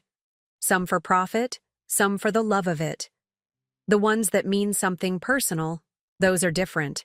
They carry stories that go beyond market value. I remained silent, unsure where he was headed. I've instructed my lawyer to draw up a different agreement, Peterson said. The car will remain as collateral, but I'm waiving the 10% fee. You'll pay back only what I paid for it. No interest, no additional charges. Relief washed over me. That's very generous, Mr. Peterson. Thank you. Don't thank me, he replied, a hint of gruffness returning to his voice. I'm still getting a valuable asset as security, but I know what it's like to have something that connects you to someone you've lost. That Thunderbird I mentioned, it's worth 3 times what I'm holding your Mustang for, but I wouldn't sell it for any price. After we ended the call, I sat for a long time in the empty garage, processing everything that had happened. The day had begun with betrayal and loss, yet somehow had led to this moment of unexpected grace from a stranger who understood the value of what had been taken from me. As the afternoon light slanted through the garage windows, casting long shadows across the concrete floor, I realized I had reached a crossroads. The decisions I made in the coming days would shape not just my financial future, but the very nature of my relationships and my identity. The Mustang would eventually return to me, that much was now certain. But could my marriage be salvaged? Should it be? And if not, what would my life look like without Ryan and the Weber family dynamics that had dominated so much of my adult Life? For the first time since discovering the betrayal, I allowed myself to imagine a future defined by my own boundaries and priorities, rather than the Weber family's demands. The possibility was simultaneously terrifying and exhilarating. Whatever came next, one thing was clear. I would never again allow myself to be sacrificed on the altar of someone else's needs. The old Natalie might have eventually forgiven and, forgotten for the sake of peace, might have swallowed her resentment and carried on as before. But that Natalie was gone. In her place stood a woman who had glimpsed the truth of her marriage and her in-laws' regard for her, and who could never unsee what had been revealed. The sun was setting as I finally rose from the garage floor, brushing dust from my jeans and straightening my shoulders. Tomorrow would bring new challenges, difficult conversations, and painful choices. Tonight, I would allow myself to grieve what was lost. Not just a car, but the illusions I had built my life around. The house felt unnervingly quiet that evening. I'd grown accustomed to Ryan's presence, the sound of the television in the background, his footsteps on the stairs, the gentle clink of his wedding ring against his water glass. The silence now seemed to amplify the emptiness left by both his absence and the loss of my car. I sat at the kitchen table with my laptop open before me, a fresh pot of coffee brewing despite the late hour. Sleep was not an option. My mind raced with too many thoughts, too many decisions to be made. Instead, I channeled my energy into practical action, creating a plan to reclaim not just my car, but my autonomy. First, I needed to secure my finances. Ryan had already proven he couldn't be trusted with our shared resources. I logged into our remaining joint accounts and systematically transferred my portion of the funds to my personal account, one that Ryan had never had access to, where I deposited a percentage of each paycheck as my independence fund. My father had insisted I maintain this account even after marriage, wisdom I now appreciated more than ever. Never make yourself financially vulnerable, he'd advised when I announced my engagement. Even in the happiest marriages, having your own resources gives you freedom to make choices without pressure. Next, I drafted an email to my boss explaining that I needed to take Friday off for a personal emergency and would be working remotely the following week. Kate had always been understanding about personal matters, having navigated her own difficult divorce years earlier. Her response came quickly, despite the late hour. Take whatever time you need. Projects are covered. Let me know if you need anything else. One small weight lifted from my shoulders. At least my professional life remained stable amid the personal chaos. Around midnight, my phone rang, Ryan's name flashing on the screen. I let it go to voicemail, not yet ready for that conversation. He'd called 3 times since leaving and sent numerous texts ranging from apologetic to defensive to borderline accusatory. The latest read, "Val is checked into a motel near the retreat center. Dad had to wire emergency funds. This situation is causing massive stress for everyone. We need to talk about realistic solutions." His use of realistic grated on my nerves, as if my determination to reclaim my car was somehow irrational or impractical. As if I should simply accept the theft because undoing it was inconvenient for the Weber family. Ignoring the text, I turned my attention to the practical aspects of my upcoming trip to Seattle. I booked a hotel room near Peterson's workshop, reserved a rental car, and emailed Brandon the details so he could meet me there to review the paperwork before I signed. As I worked, an email notification appeared from my bank. Ryan had attempted to access our joint savings account, the one I'd just emptied. Minutes later, my phone buzzed with another text. "Did you transfer all our savings? That's our emergency fund." The hypocrisy was breathtaking. I typed back, "Apparently, we have different definitions of emergency. Mine doesn't include funding Valerie's spiritual journeys." His response came immediately. "This is petty and you know it. You're punishing everyone because you're angry about the car." I stared at the message, anger bubbling up inside me. Was he really that oblivious to the magnitude of his betrayal? Did he genuinely not understand that this was about far more than the Mustang? I typed carefully, "I'm protecting what's left of my assets from a husband who has proven he can't be trusted. That's not petty. It's self-preservation." When no response came, I returned to my planning. Around 2 a.m., I finally created a comprehensive to-do list for the coming days.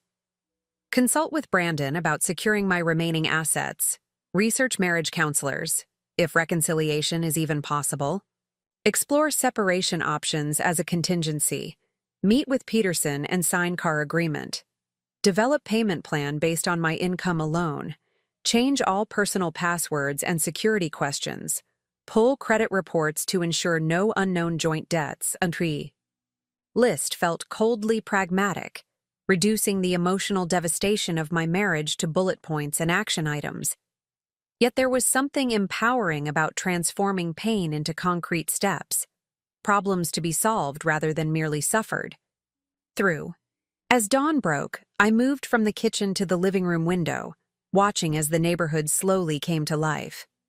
Mr. Abernathy from across the street retrieving his newspaper, the Garcia twins waiting for their school bus, life continuing, its normal rhythms despite the seismic shifts in my world. My phone buzzed again. Not Ryan this time, but Diane. I answered against my better judgment, curiosity overriding caution. "Natalie," she began without preamble, her voice carrying its usual note of barely concealed impatience. "This situation has escalated beyond reason. We need to meet as a family to discuss a resolution." "Good morning to you too, Diane," I replied, intentionally using her first name rather than the mom she had always insisted upon. "What exactly do you hope to resolve?" "This car business, of course," she said dismissively. "And the money. You've apparently hidden from Ryan. Harold and I are hosting a family dinner tonight. We expect you at 7. The presumption was so typical that I almost laughed. "I won't be attending any family dinners, Diane. Not tonight, not in the foreseeable future." "This stubbornness is unbecoming," she chided, as if addressing a petulant child. "Family conflicts should be resolved within the family, not through lawyers and financial manipulation." "Interesting perspective," I observed. "Where was this concern for family resolution when you were planning to sell my car behind my back?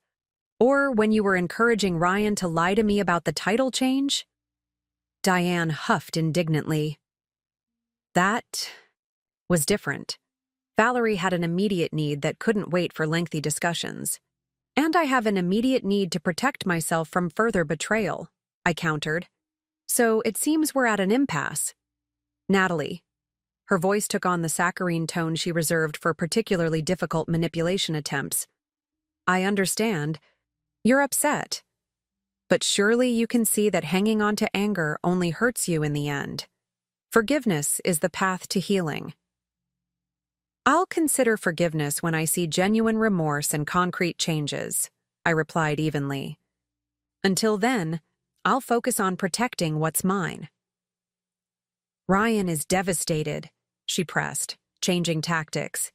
"He barely slept last night, worried about your marriage. Doesn't that mean anything to you?" "Ryan should have considered our marriage before he stole from me," I said, my voice hardening. "His current distress is the natural consequence of his choices, not my responsibility to alleviate." A noise in the background interrupted whatever Diane had been about to say next. I heard muffled voices, then Harold's distinctive authoritative tone took over the call. "Natalie, this has gone far enough," he barked. "Your behavior is childish and destructive. You will return the money to the joint account immediately and join us for dinner tonight to discuss this situation like adults." The old Natalie might have been intimidated by his commanding tone, might have acquiesced to keep the peace, but that woman was gone. "Harold, let me be perfectly clear," I said, my voice calm but firm. "I will not be returning any money. I will not be attending your dinner. And I will not be taking orders from you or anyone else in this family ever again." "This is unacceptable," he blustered. You have obligations as Ryan's wife, as part of this family. My primary obligation is to myself, I interrupted. Something I've neglected for too long while trying to meet your family's endless demands. That ends now. I ended the call before he could respond, immediately silencing my phone as it began ringing again. The confrontation left me shaking, but oddly exhilarated. For perhaps the first time in my marriage, I had stood my ground against the Weber family pressure tactics without wavering or compromising. The doorbell rang just as I was pouring my third cup of coffee. Through the peephole, I saw Ryan standing on the porch, looking disheveled and exhausted. I considered ignoring him, but decided a face-to-face conversation was inevitable. Better to have it on my terms, when I was prepared, than be ambushed later. I opened the door but blocked the entrance. "What do you want, Ryan?" He looked startled by my directness. "Can I come in? It's my house too." "Is it?" I asked. "You seemed pretty comfortable at your parents' place yesterday." "Nat, please," he sighed, running a hand through his unkempt hair. "I spent the night on their couch, barely slept. I just want to talk." After a moment's consideration, I stepped aside. He entered cautiously, as if crossing a boundary into foreign territory rather than coming home. In the kitchen, I poured him coffee without asking. One of those automatic gestures born from years of marriage. He accepted it gratefully, wrapping both hands around the mug as if seeking warmth. "Your mother called," I said, leaning against the counter rather than sitting down with him. "Apparently, I'm expected at a family dinner tonight to resolve this situation." Ryan winced. "I told them that was a bad idea, that you needed space. Yet here you are," I observed. "I'm not here as their emissary," he insisted. "I'm here as your husband, trying to save our marriage." I studied him over the rim of my coffee mug. "Is that what you want? To save our marriage?" "Of course it is," he replied, looking genuinely surprised by the question. "Nat, I know I messed up, badly, but we can get past this." "Can we?" I asked quietly. "Because from where I stand, you didn't just make a mistake, Ryan. You deliberately deceived me. You took something irreplaceable from me to solve a problem that wasn't even yours to fix." He stared into his coffee. "I know, and I'm sorry, truly sorry, but I felt trapped. Dad and Val were pressuring me, saying this retreat was her last chance, that if she didn't go, anything that happened to her would be on my conscience." "So you decided my feelings mattered less than theirs," I summarized. "That my connection to my father was an acceptable sacrifice for Valerie's latest attempt at self-improvement." "It wasn't like that," he protested weakly. "Then what was it like, Ryan? Explain it to me. Help me understand how my husband could betray me so completely and still expect our marriage to survive." He struggled visibly, opening and closing his mouth several times before finally speaking.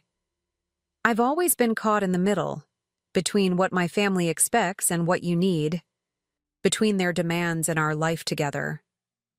He looked up, his eyes pleading for understanding. "I know I chose wrong this time. I let them pressure me into something unforgivable.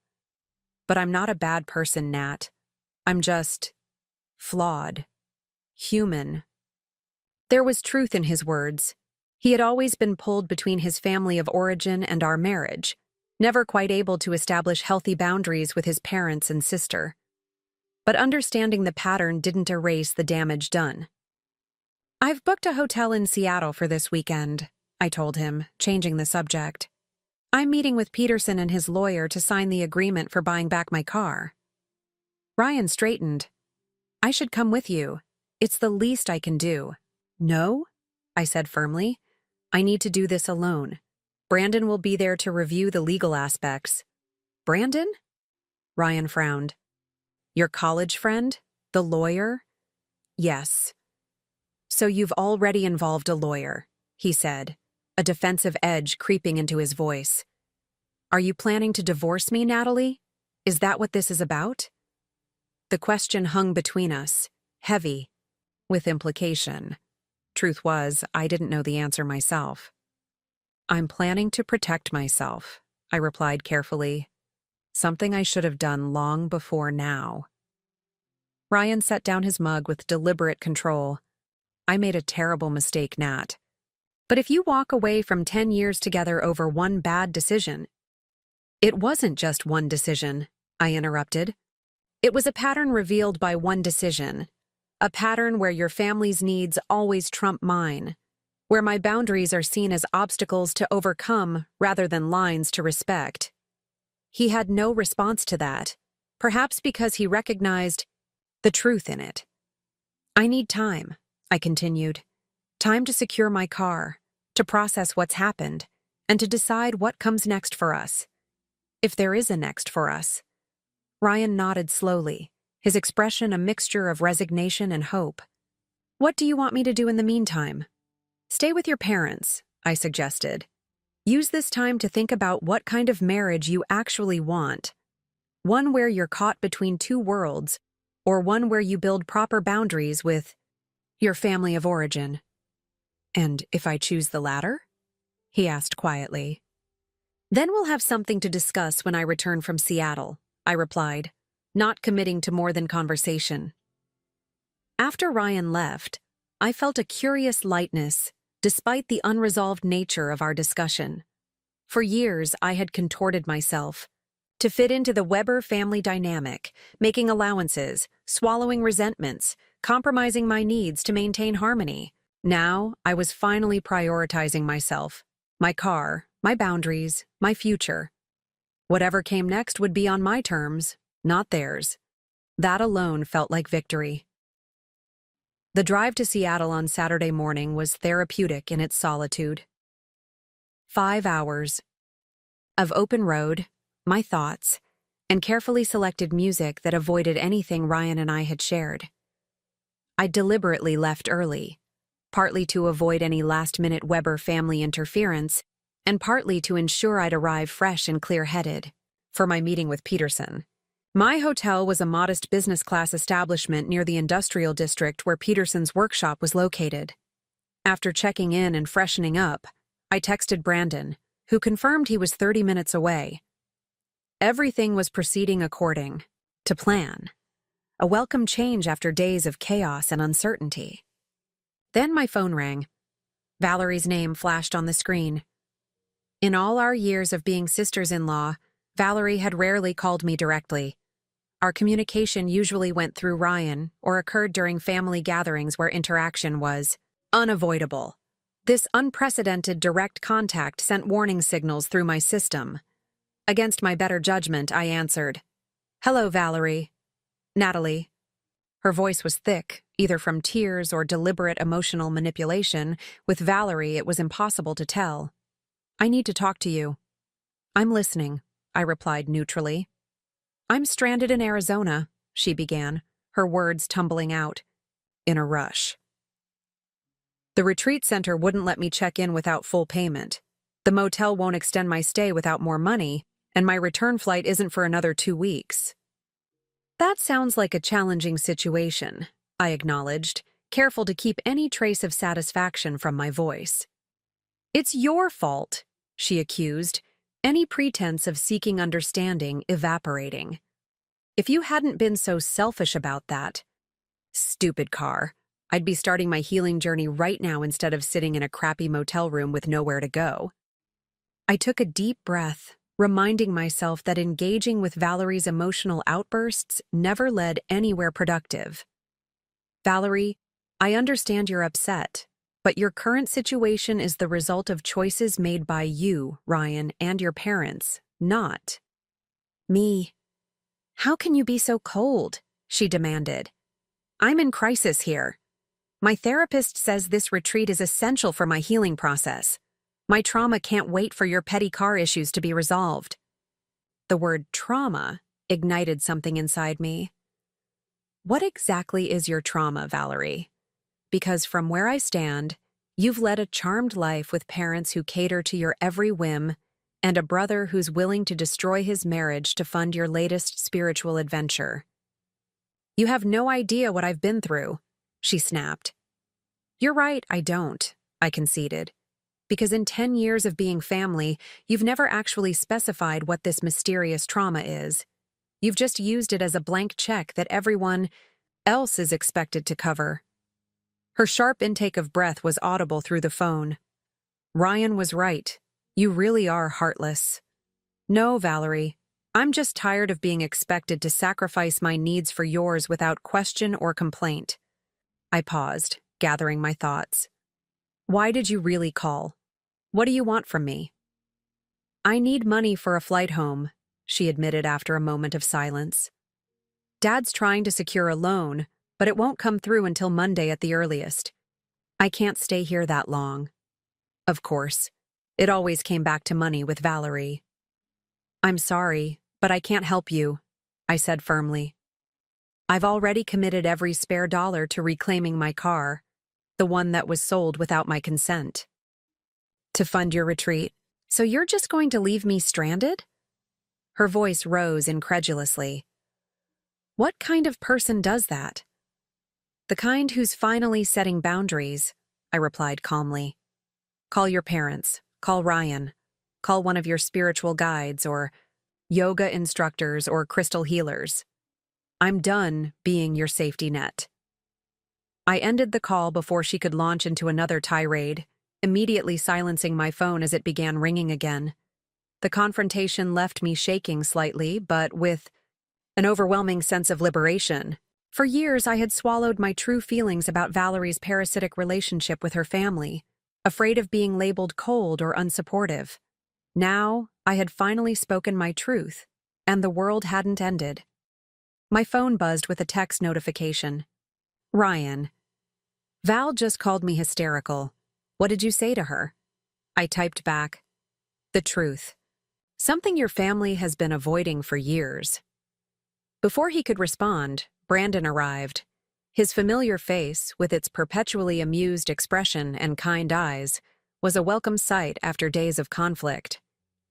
You look like hell, Nat, he greeted me with characteristic bluntness, pulling me into a brief hug. Thanks, I feel like it too, I admitted with a small laugh. Over coffee in the hotel lobby, I filled him in on the latest developments, including my conversation with Valerie. Brandon listened without interruption, only occasionally jotting notes in his small leather notebook. So the Weber circus continues, he observed when I finished. Any second thoughts about going through with this? It's a lot of money to take on solo. None, I said with certainty. That car is worth every penny, not just for its market value, but for what it represents. And Ryan? Any clarity there? I stirred my coffee absently. Less certain on that front. The betrayal feels fundamental. Like I've suddenly seen the real foundation of our marriage, and it's built on sand. Brandon nodded thoughtfully. Relationships can survive betrayal, but only with real work and genuine change. The question is whether Ryan's capable of actually separating from his family's dysfunction. Exactly, I agreed, and I'm not convinced he is. Our conversation was interrupted by a text from Robert Peterson's lawyer confirming our 2 p.m. meeting at the workshop. Brandon and I reviewed our strategy one final time before heading out, his sensible sedan following my rental car through Seattle's industrial district. Peterson's workshop turned out to be an unmarked warehouse that gave no indication of the automotive treasures it contained. Only a discreet security system and gleaming doors hinted at its true purpose. Jack met us outside, his friendly smile a reassuring presence in this unfamiliar territory. Mrs. Carson, he greeted me warmly. Good to see you again. Dad's inside with the paperwork already. The interior of the warehouse took my breath away. Classic cars in various stages of restoration filled the cavernous space. Corvettes, Thunderbirds, Camaros, and other vintage beauties arranged with museum-like precision. In the center of it all, under a protective cover, sat my Mustang. Robert. Peterson turned out to be an imposing figure. tall and broad-shouldered despite being in his 60s, with weathered hands that spoke of a lifetime of mechanical work. He greeted us with gruff courtesy, leading us to a small office area where his lawyer waited with documents spread across a conference table. "Mrs. Carson," Peterson nodded. "Your car arrived safely, as you can see. She's quite a piece of work. Excellent. Restoration." "Thank you," I replied, warmed by his professional appreciation. My father taught me well. As Brandon and Peterson's lawyer reviewed the paperwork, discussing terms and conditions in the specialized language of legal professionals, I found myself drawn back to the main floor, to my car. I approached slowly, almost reverently, and carefully lifted a corner of the cover to reveal the Highland green paint I had so meticulously applied. "You did all the work yourself?" Peterson asked, having followed me out of the office. "Every bit I could," I confirmed. "Contracted out the custom upholstery and some of the chrome work, but everything else was me." He nodded appreciatively. "Jack told me about the situation with your husband and in-laws. Shame when family complications touch something that special." "Yes," I agreed simply, not wanting to elaborate on my personal drama with this near stranger, regardless of his understanding. "My wife's family tried something similar once," he offered unexpectedly. "Her brother needed money for some investment scheme, convinced her parents I should liquidate my first restoration business to fund it." I looked up, surprised by this personal disclosure. "What happened?" "I refused," Peterson said with a slight smile. "Caused one hell of a family rift for a while.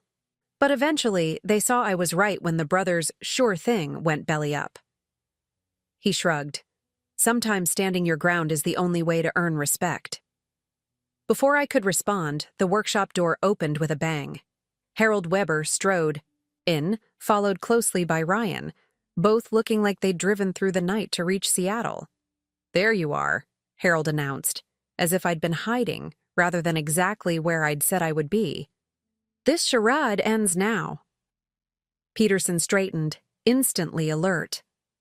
"Sir, this is private property. You can't just barge in here." "I'm Harold Weber," he declared, as if the name alone should grant him access. "I'm here to resolve a family matter that never should have reached this point."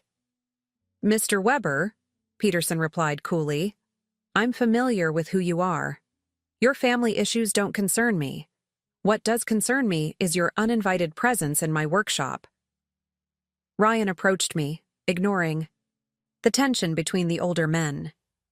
"Nat, please, this has gone far enough. Come home with me. We can work this out without throwing away tens of thousands of dollars." "How did you even know where to find me?" I asked, genuinely baffled by their sudden appearance. Ryan had the grace to look embarrassed. "I installed a tracking app on your phone last year, for safety." The violation hit me like a physical blow. "You've been tracking my movements without my knowledge?" "Only when I was worried about you," he defended weakly. Harold interrupted our exchange. "Peterson, I want to speak with you privately, man to man." "There's nothing to discuss," Peterson replied firmly. "I have a business agreement with Mrs. Carson that's about to be formalized. Your presence here changes nothing." Harold's face reddened. "Do you realize what you're doing? Inserting yourself into a family matter? Enabling a wife's vindictive behavior toward her husband?"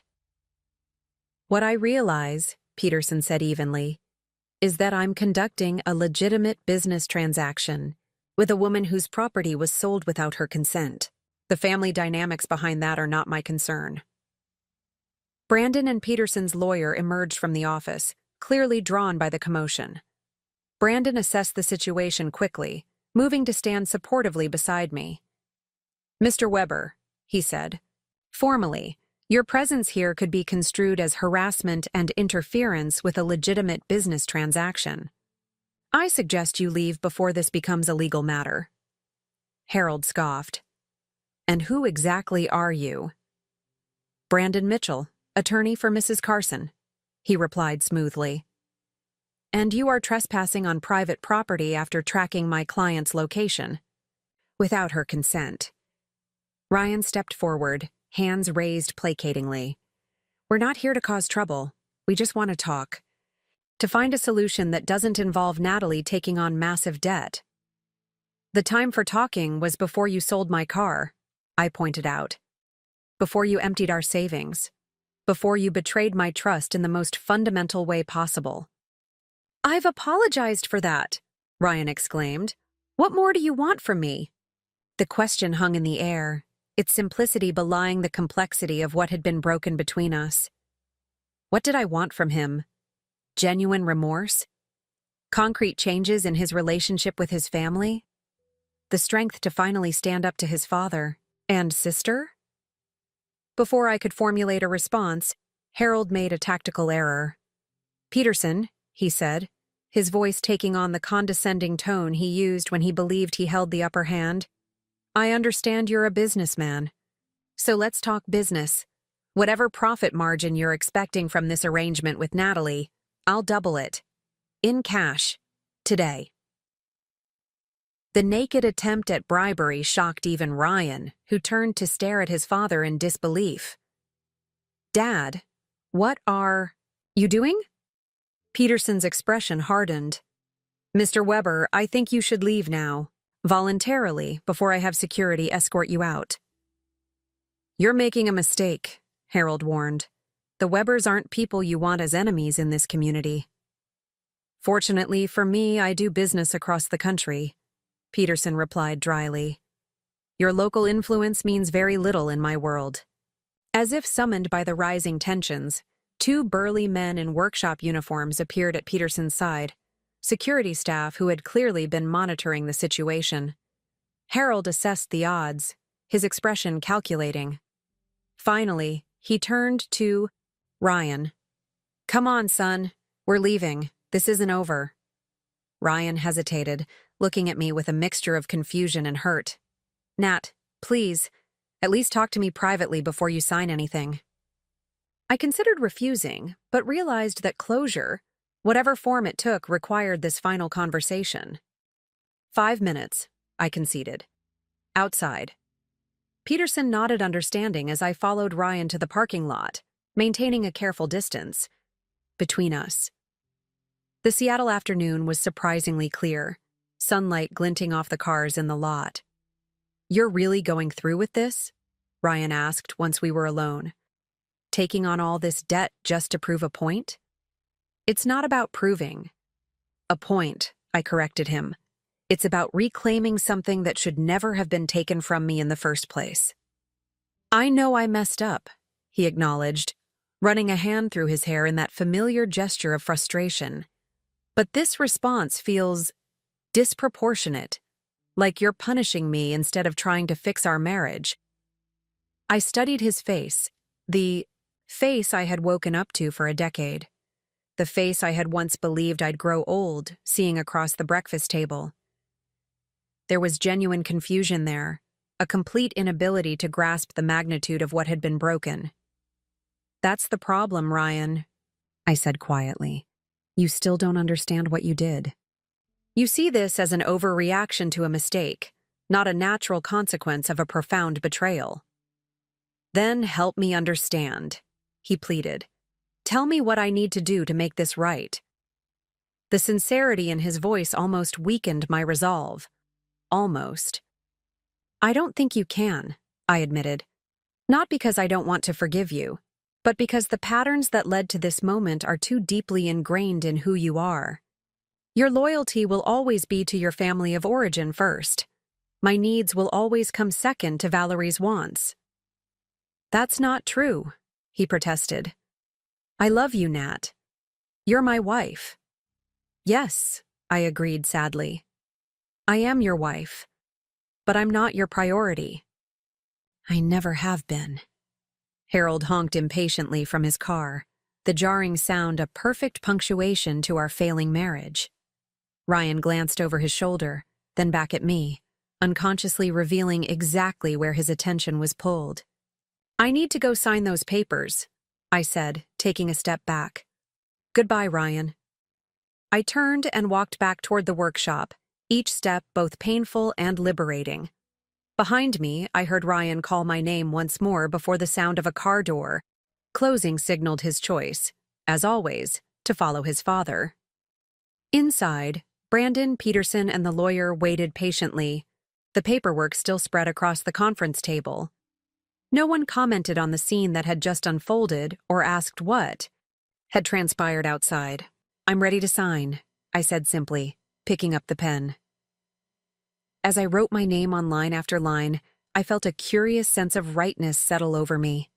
The path ahead would be difficult, financially strained, emotionally complex, professionally challenging, as I balanced work with the logistics of separation. But it would be my path, shaped by my choices rather than the Weber family's demands. The Mustang would return to me once the payment plan was completed. In the meantime, I would rebuild my life piece by piece, just as I had rebuilt that car, with patience, determination, and an unwavering vision of the end result. Some things, once broken, could be restored to their former glory. Others needed to be recognized as irreparable and respectfully laid to rest. As I signed the final document, I knew with absolute clarity which category my marriage fell into. 6 months passed with the steady rhythm of healing and rebuilding. The seasons changed from winter's chill to spring's tentative warmth, reflecting my own gradual transformation from bewildered betrayal to purposeful independence. The separation from Ryan was finalized 3 weeks after my return from Seattle. He had appeared at the house with his father and a family lawyer in tow, clearly expecting a battle over assets and terms. Instead, he found me calmly reasonable, focused on equity rather than retribution. The house would be sold, proceeds split evenly after the mortgage was paid. Retirement accounts would remain with their respective owners. The only non-negotiable item was the Mustang. It would remain solely mine, along with the responsibility for its payments. His surprise at my composed approach was almost comical. The Weber family operated on conflict and drama, wielding emotional manipulation like a finely honed weapon. My refusal to engage on those terms left them off balance, unsure how to respond to rational discussion rather than heated argument. "You're being remarkably civil about all this," Ryan had commented as we signed the preliminary separation papers. "This isn't about punishment, Ryan," I'd replied quietly. "It's about moving forward with dignity." Harold had been less impressed with my approach. "You're making a grave mistake," he'd warned as they prepared to leave. "Ryan is the best thing that ever happened to you." "No, Harold," I'd corrected him gently. "Self-respect is the best thing that ever happened to me. Something I rediscovered when your family pushed me too far." I'd moved into a small apartment closer to my office, embracing the fresh start, despite the financial strain of maintaining both rent and the monthly payments to Peterson. My engineering firm had been understanding about my situation, even offering me additional project work to supplement my income during this transitional period. The empty space where a spouse should be was occasionally painful, particularly during quiet evenings or when facing minor household problems that Ryan would have handled. But the absence of the Weber family drama from my life created a peaceful environment I hadn't experienced in years. No more walking on eggshells around Valerie's latest crisis. No more enduring Diane's subtle critiques of my housekeeping or career choices. No more fielding Harold's intrusive financial questions. The freedom was worth every moment of loneliness. Monthly payments to Peterson continued like clockwork, each one bringing me closer to reclaiming my Mustang. We'd developed an unexpected rapport during this arrangement, with occasional texts exchanged about restoration techniques or rare parts he'd discovered. Jack sometimes sent photos of my car, carefully stored under its protective cover in the Seattle workshop, a silent promise waiting to be fulfilled. I had visited twice to check on the Mustang and make payments in person. Peterson preferred cash when possible, offering a small discount for the inconvenience of the drive. During my second visit, he'd invited me to tour his latest projects, treating me as a fellow enthusiast rather than merely a debtor. His respect for my knowledge and craftsmanship was a balm to the lingering ache of Ryan's betrayal. News of the Weber family reached me occasionally through mutual friends or community connections.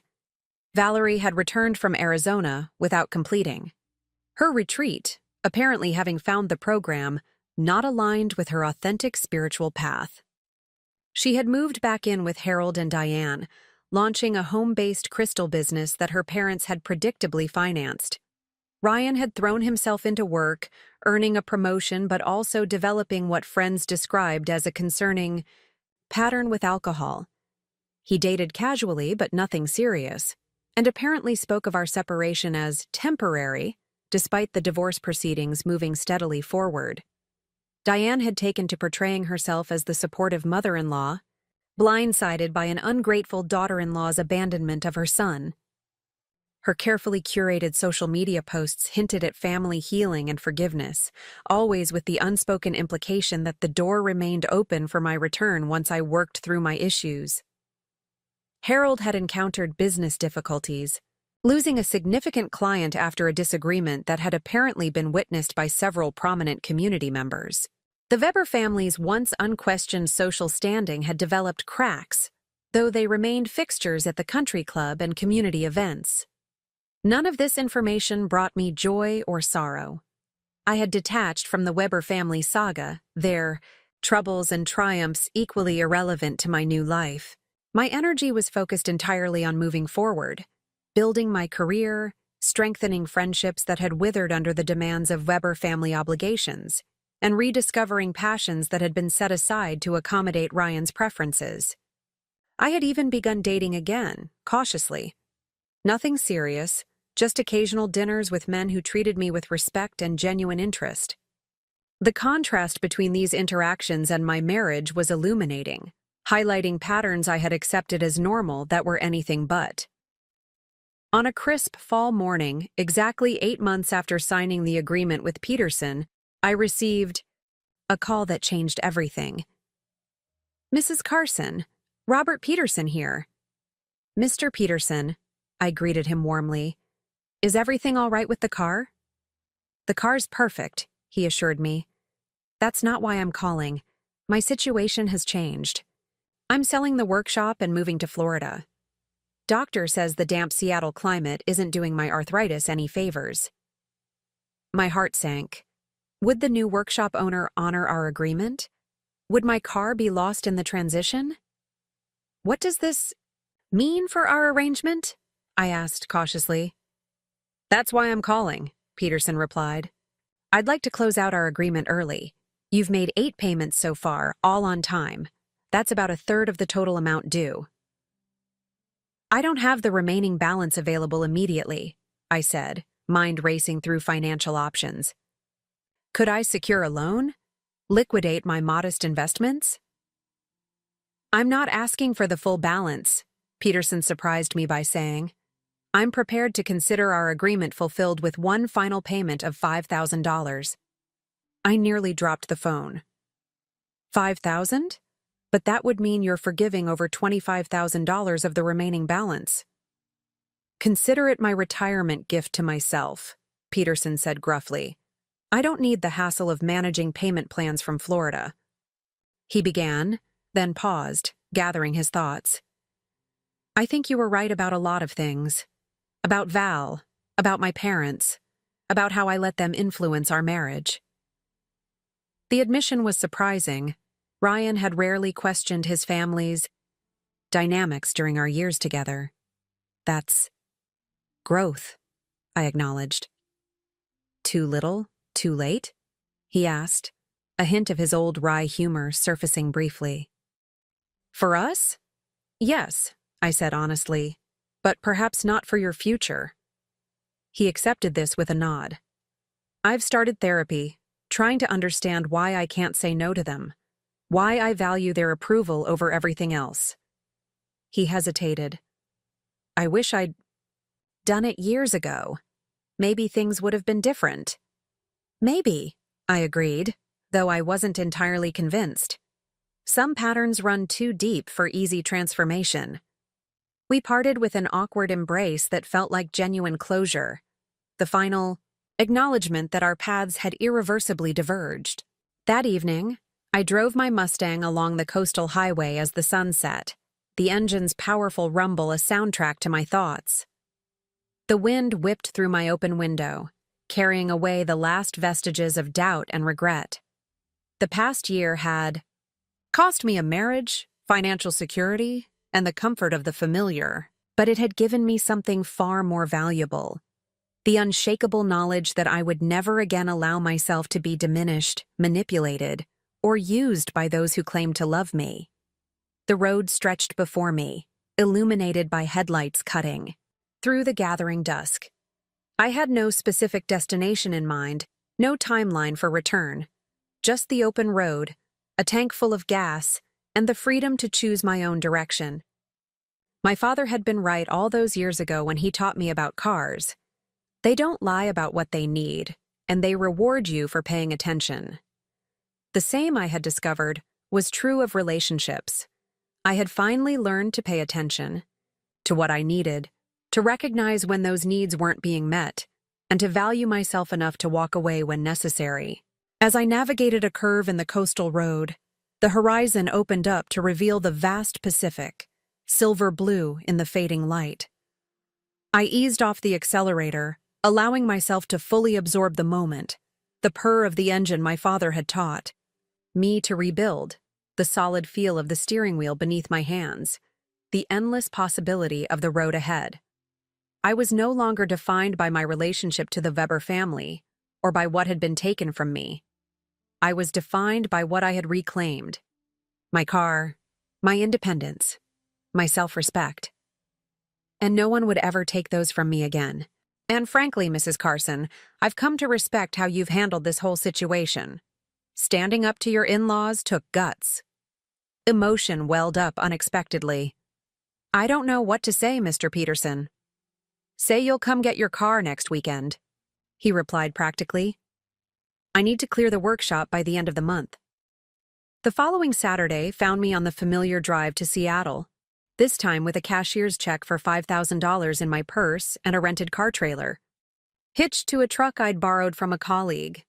Brandon accompanied me, partly for moral support and partly as legal witness to the final transfer of ownership. Peterson's workshop was nearly empty when we arrived, most of his collection already sold or transported to his new Florida home. But in the center of the cavernous space, freed from its protective cover, sat my Mustang, gleaming under the overhead lights, looking exactly as it had the day it was taken from me. She's been started weekly and moved around the shop to keep everything in working order, Peterson explained as he handed me the keys. Oil was changed last month. She's ready to go home. The moment was charged with a significance that transcended the simple return of property. This car represented not just my connection to my father, but my reclamation of personal power. Every payment had been a declaration of independence. Every month of financial sacrifice, a statement about what I valued and who I was.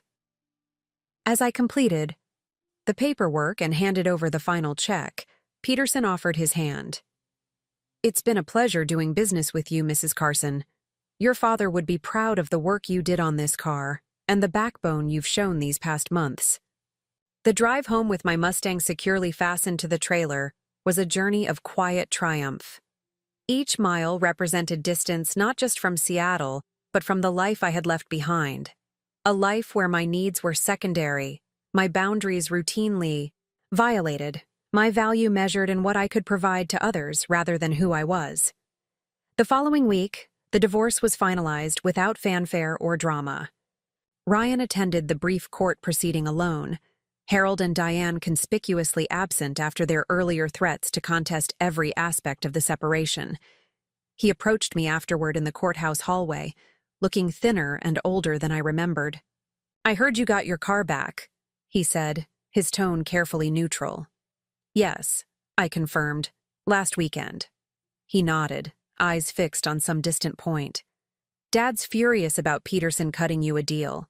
Says it validates your unreasonable behavior.